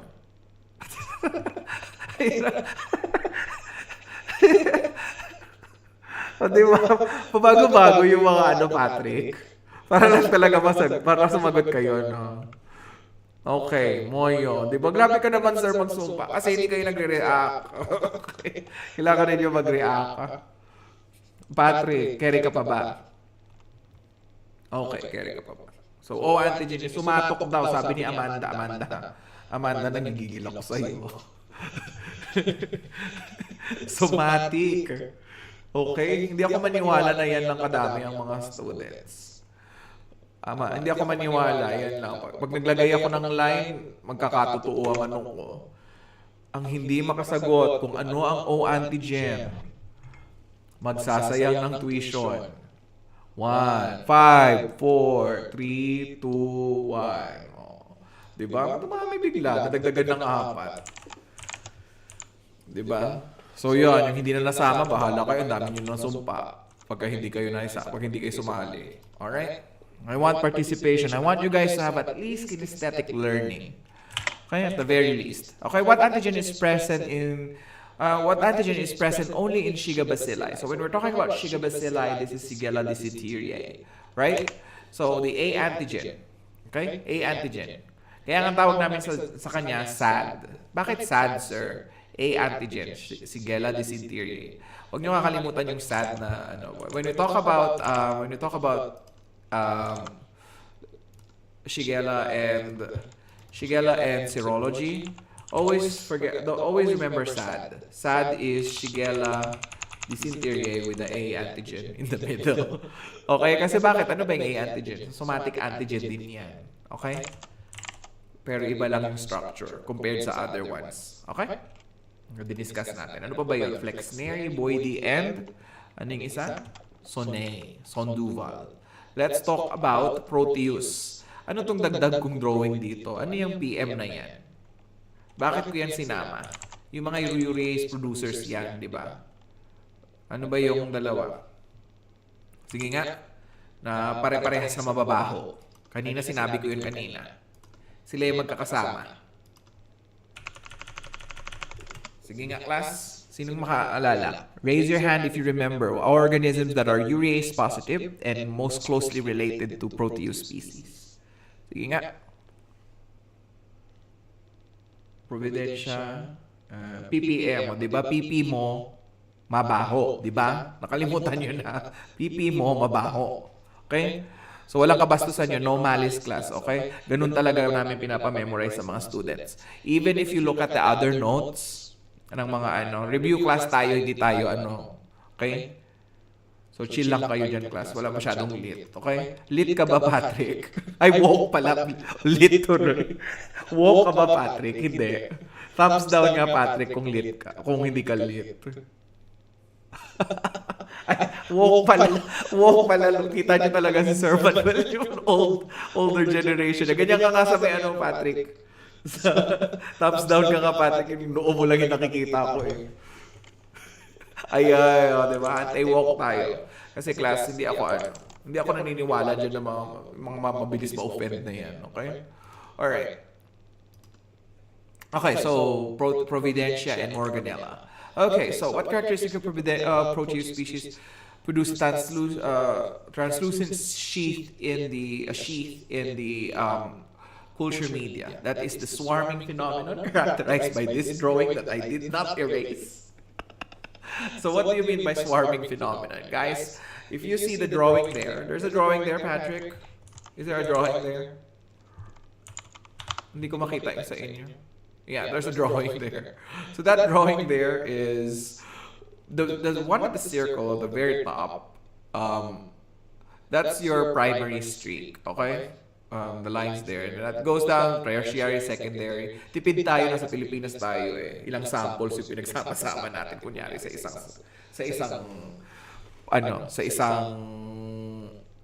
isang culture media na plate. Okay?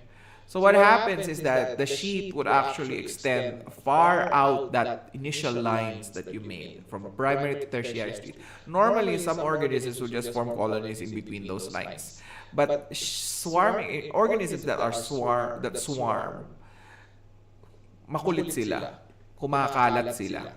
Kaya nga napakahirap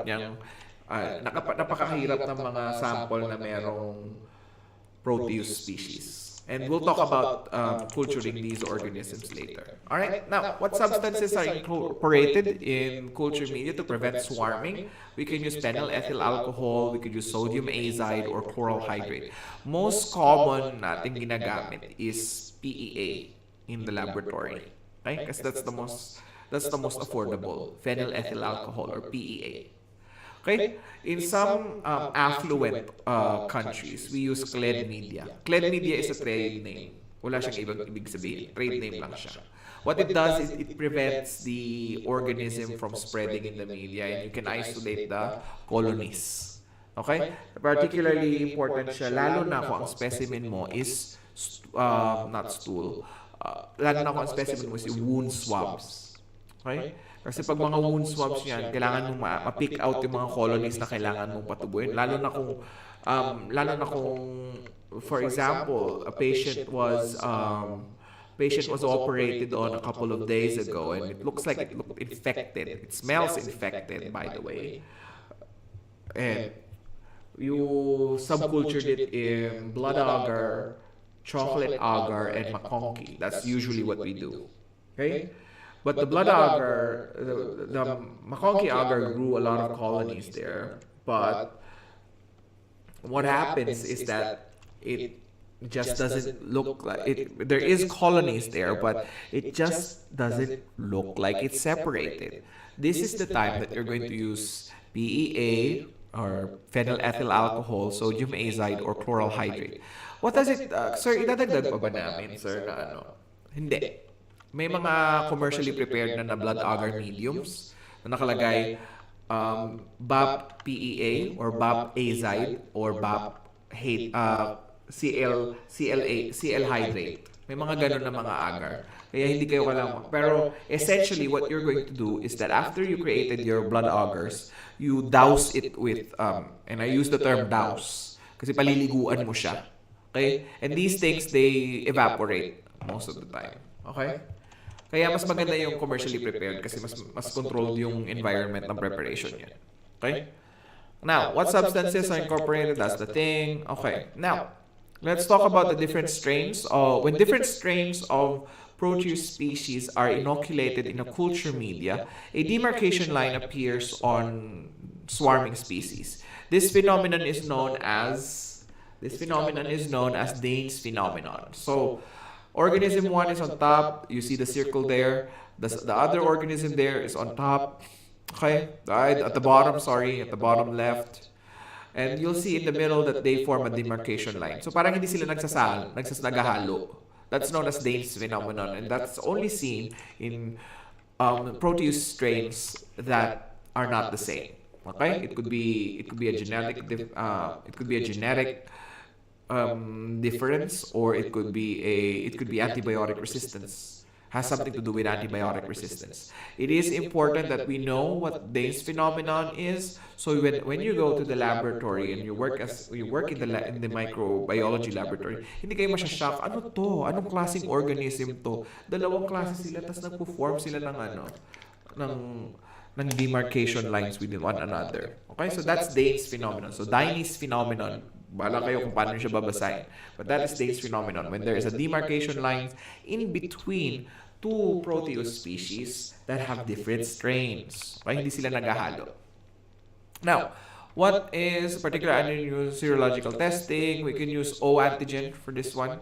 The O antigens of Proteus species can be used in whale felix, okay, which is actually used for typhus fever or rickettsial infections. Okay, typhus fever or rickettsial infections. Okay, so we're gonna move away from that one because this is a better slide. Next slide, please. Antigens used for whale felix is we use OX2, OX1, 9, and OXK. Okay, so Proteus vulgaris, we use it. The ones that we use for whale felix is OX2 and OX1, 9, and for Proteus mirabilis, it's OXK. Okay. Now, I will give an example. I will give, if we do get to the rickettsial species during this particular discussion of ours, I'll give you guys I'll give an in-depth discussion about this one. But if I don't get to it, I won't ask it in the exams. I do, however, will send a copy of the whale felix table for you guys to study. Okay? Kasi ayoko kayong nale-left out. Okay? Alright. Now, because Proteus species can produce an alkaline environment, they have been associated in the formation of urinary calculi. Okay? Urinary calculi. So, if the patient has majority of the time, you'll see this in urine cultures. Proteus species, you'll see it in urine cultures, if not in wounds. But most of the time, the samples that you will see Proteus species on is on urine samples. And they do produce, because they are urease positive organisms, therefore they can produce a lot of ammonia, making your urinary bladder, especially if it went to the bladder area, alkaline. That's the time you have to worry about urinary stones. And that's also the reason why physicians want to work on non-lactose fermenting organisms immediately. Okay? They want to avoid this particular case. Okay? Because why? Proteus is actually not a non-lactose fermenter oxidase positive organism. Okay? IMVIC results of the following. I want you guys to remember the IMVIC result of this one, specifically the indole one, because it's different. Okay? So you will see a lot of characteristics for Proteus species, they would say that this is an organism that swarms, came from the urine, associated with the patient that's been suffering from urinary calculi. These are the results. If you see Proteus vulgaris and Proteus mirabilis in the same question, make sure you look for the indole test. I want you guys to look for the indole test. That's the first one here. Positive, negative. Proteus vulgaris, positive. Ano ba ang shortcut natin para hindi niyo mahirap, para hindi kayo mahirapan? Kami class sa blood banking namin, pag sinabi namin positive, ganito ang type namin. Ganyan kami para hindi mawala, para hindi kami malito. Okay? Kasi meron kaming negative, ganyan ang negative namin. Sa blood bank. Nung nagba-blood bank ako. So, with that in mind, class, pag nakita nyo may positive, tapos may V, lagay nyo na kaagad si vulgaris, PV. Positive na siya. Para hindi nyo na kailangang alalahanin si mirabilis. Bayaan nyo yan si mirabilis, ang dami niyang variable results eh. Nanggugulo yan ang utak natin, class eh. Indole lang ang tinitingnan dyan, class, sa kanilang dalawa, ha? Class. May mga students kasi ako, tinatry namin dati ni Sir Marco na utuin. Tingnan natin kung makikita nila kung ano yung difference ng ano. Kung naalala nila yung difference ng Proteus vulgaris at Proteus mirabilis. Nakakalimutan nila na indole lang yung titingnan. Okay? So I want you guys to remember, para hindi kayo magaya dun sa mga previous students namin ni Sir Marco, na when you're differentiating Proteus vulgaris and Proteus mirabilis, if the case presentation points to Proteus species, the next thing that needs to come into your mind, the next thing that needs to be in your brains is, how do I differentiate Proteus vulgaris and Proteus mirabilis? Always check nyo na lang, para hindi kayo mahirapan. Check nyo dun sa mga choices. Pinagsama ba ang Proteus vulgaris at saka Proteus mirabilis?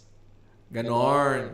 Kasi most of the time, ganyan sila gumawa. I always look into how exams are made, so I can make an assumption on whether or not I should go from question to choices or choices to question. Ganon ako pag nag-exam ako, class eh. Choices usually ang una kong tinitingnan. Para alam ko, ganito to. Ganon ako pag back-take, class. Sa choice ako unang tumitingin, hindi ako tumitingin sa case presentation. Para alam ko na kung anong kailangan kong hanapin. Okay? O, di ba binibigyan ko kayo ng test-taking tips, class, ha? Tips ahoy yan, class. Alright, next slide, please. Okay, so let's talk about the next slide. Which Proteus species, nasaan na ba ako? Wala ako. Which Proteus species is capable of swarming in blood agar plates? Both of them can, not Proteus vulgaris, is Proteus mirabilis. Okay? How would the following Proteus species be identified? Indole test. That's the question that we have. Alright? Next slide. So that's the result. Positive and negative. So positive is vulgaris PV. Positive na, di ba? Positive vulgaris. Okay? And then forget about mirabilis. Okay? The production of gut gas is the reason why Proteus species can be identified from members of the Enterobacterales. It produces hydrogen sulfide, right?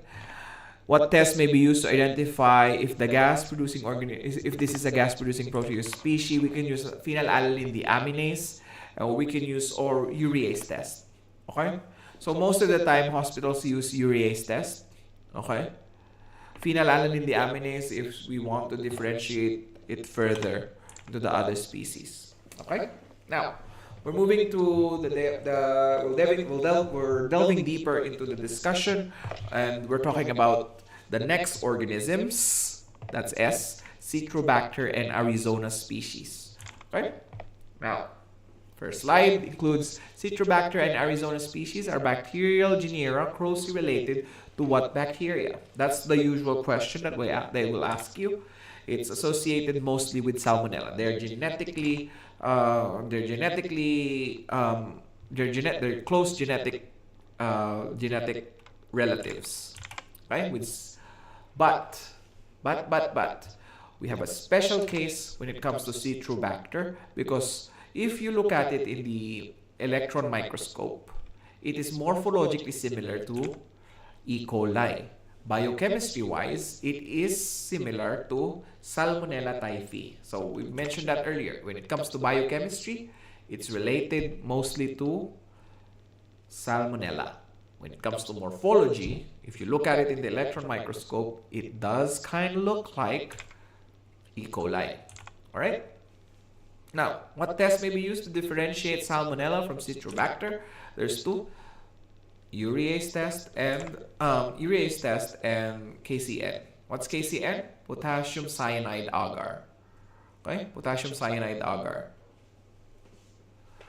Okay, so which one would test positive with urease? That is Citrobacter.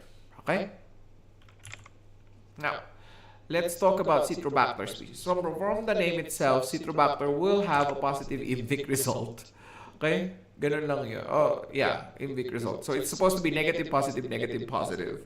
Okay, so we're missing a negative there at the start. Okay, so it's negative, positive, negative, positive.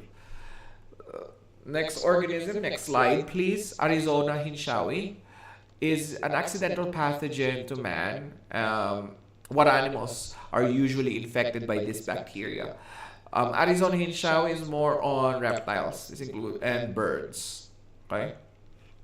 Or people who get bit by reptiles or birds, like zookeepers. Now again, bibigyan ko kayo ng clue.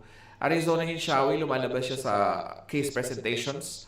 For example, a zookeeper with an animal bite had a pus sample submitted to the laboratory. The results were as follows, mga ganyan. Gram-negative organisms, non-lactose fermenter, mga ganong kemerut. Okay? Now, let's talk about the sugar. Utilization test.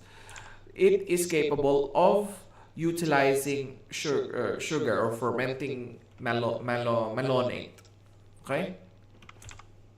Malonate utilization test results to an alkaline pH rather, and the color indicator again is bromthiamol blue, and the positive result is blue. When you're using bromthiamol blue, the positive result is blue. Okay? Katulad kanina nung kinuwento ko sa inyo, Simon citrate agar. Next slides. Dalawa tayo. IMVIC result of Arizona hinshawi is again almost the same as that of Citrobacter. Negative, positive, negative, positive. Okay? Animals. Let's go to the next organism, which is almost related to these two. Edwardsiella, or what we call Edwardsiella tarda. They are commonly, these organisms are commonly isolated in animals that are in glass. Usually, I would just characterize it as in a glass. Lahat sila may glass in between the view. Zoo animals usually sila. Okay?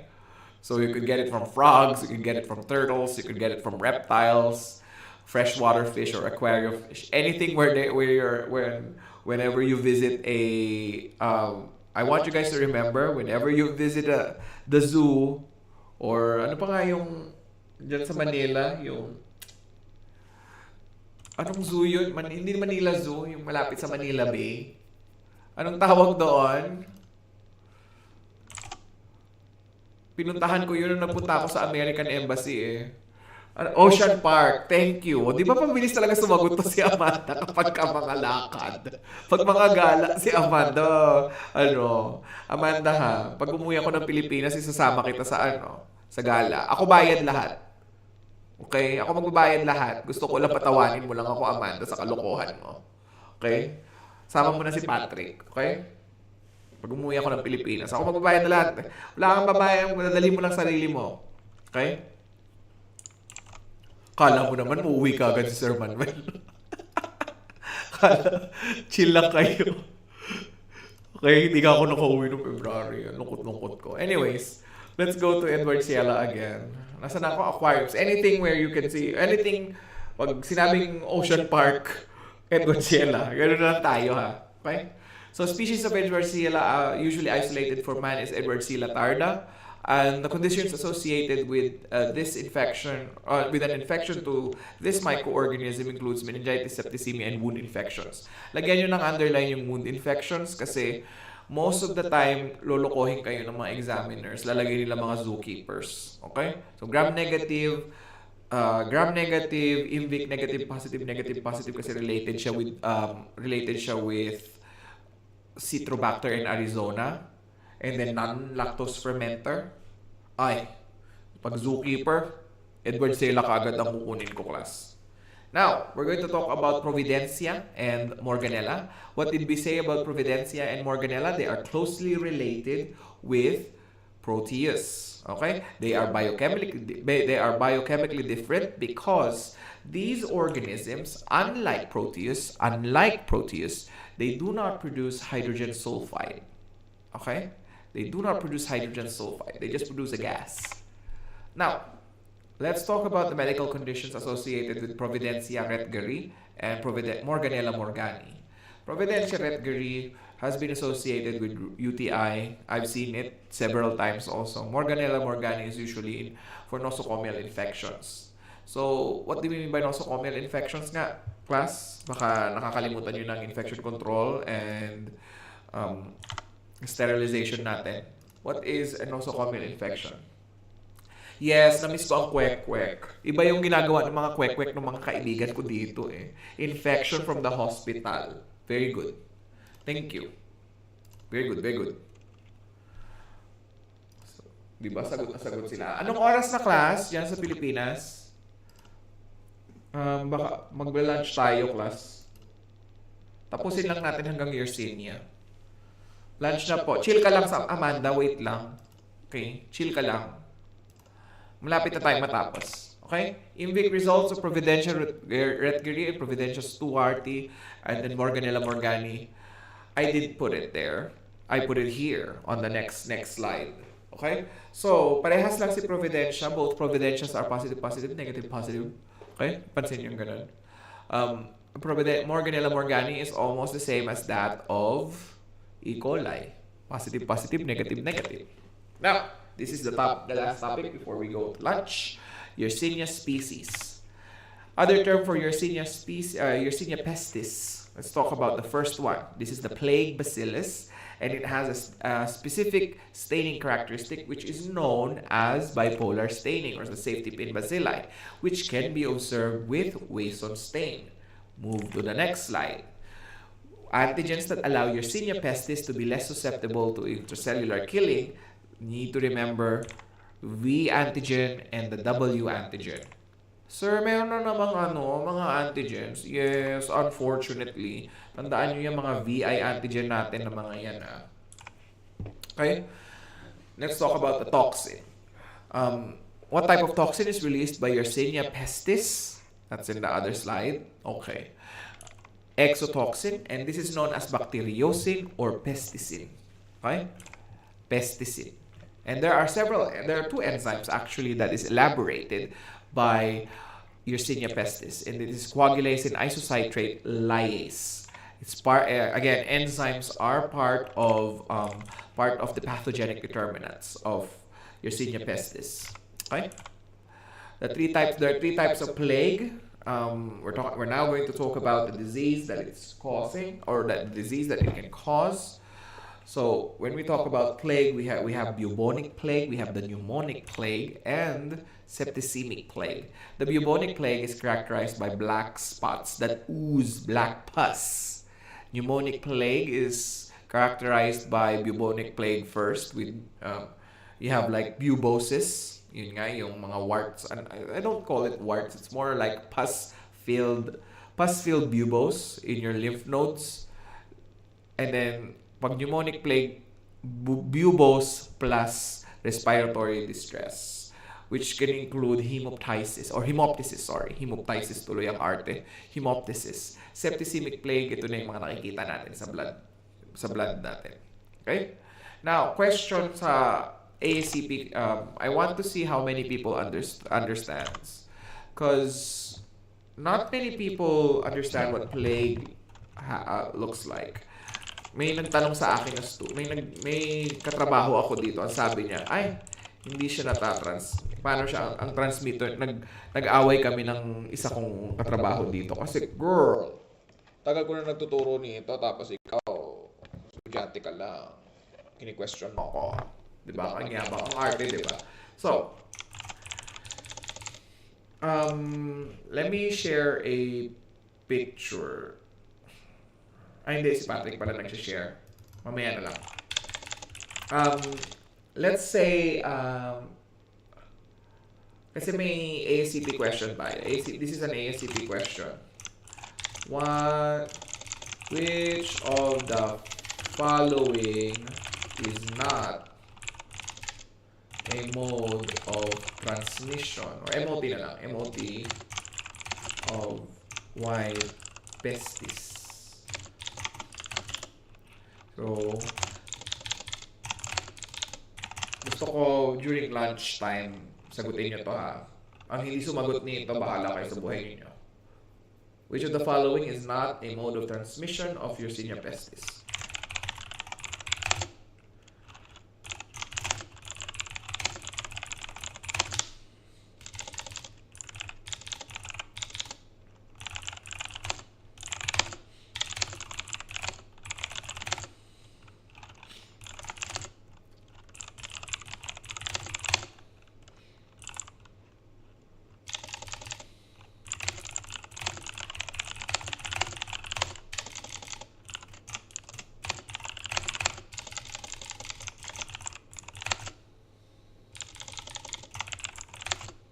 NOTA stands for none of the above.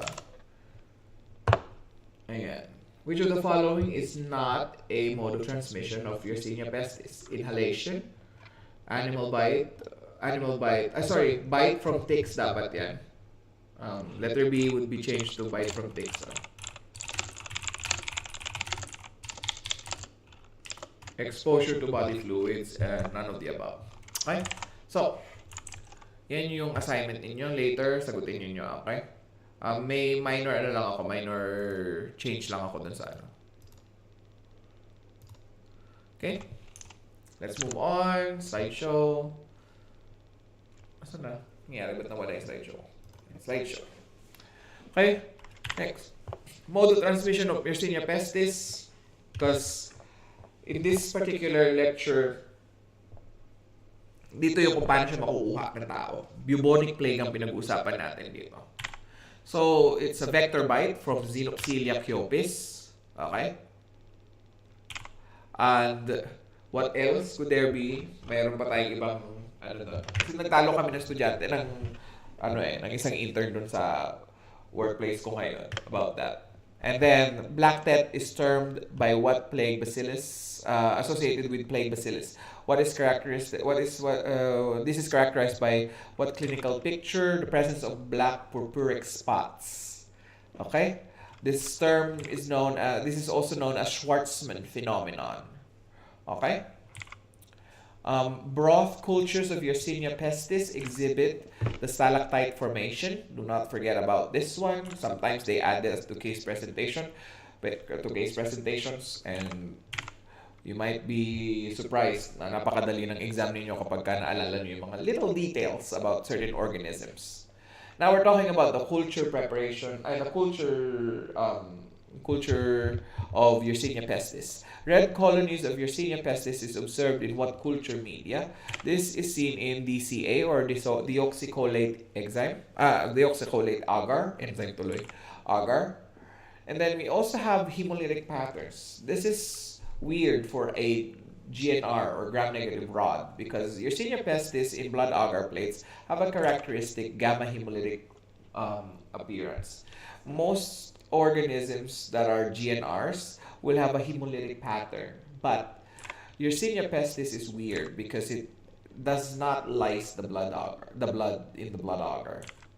Okay, we also have zoonoric species of Yersinia that has been associated with the ingestion of unpasteurized milk, which is Yersinia enterocolitica, and of course, based on the name, it's also known as Yersinia enterocolitica. Because it is named as enterocolitica, the name of the disease is enterocolitis.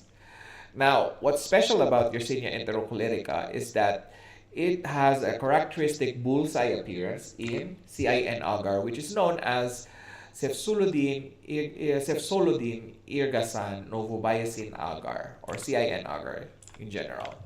Okay, so all lectures are recorded in a playlist that I listed below. Feel free to share with other people. I will change this one. I will send Patrick a different one where it is targeted to you as my audience. With that in mind, we are going to have a break. And what I want you guys to answer is this question. You have 30 minutes to answer this question because this is an ASCP question. Okay?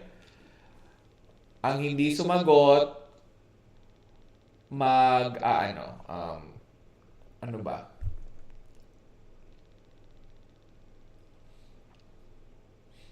Ang hindi sumagot sa question na yan ay basta, mamaya ako na lang sasabihin. Nagugutom na ako, wala na akong maisip Hindi na ako witty, di ba no? Pag nagugutom pala ako, Patrick, ganun pala nangyayari sa akin, no? But anyways, I will give you guys an updated version of the playlist here. Okay, kasi yung unang playlist na yan, mahina. Okay? Yan yung hindi pa mayaman, Sir Manuel nyo. Hindi pa nakabili ng mamahalin na microphone. Okay? So, start na ako ng timer. Anong oras dyan sa Pilipinas? Patrick? 12:35. Okay, 12:35. So, we'll be back at 1 o'clock and then hanggang 5 o'clock ako sa inyo ngayon class, di ba? Tama ba? Okay, yes po. Very good. Okay, so, with that in mind, I'll give you guys 34 minutes na lang kasi kanina pa ako chika ng chika. I will kick out Patrick because I will share to you guys my clock. Nasaan ang clock ko? Ayan. Ayan. Oops. Hindi ko na share. Okay, so yan yung timer. Please be there. Please be here at least a minute or 2 minutes before our lecture kasi I want to see what you guys answered to this question. Okay? Nagtalo kami niyan sa laboratory. Letrang A yung sa'yo. Sige. Hindi mo na ako magsasalita at magre-react. Bahala kayo dyan, class. Basta pag hindi sumagot, class, wala naman ako sinabi na dapat tama or dapat mali. Gusto ko lang may participation. Di ba? Bibilangin ko pag yan hindi 97 na. Sir Marco na bahala sa inyo.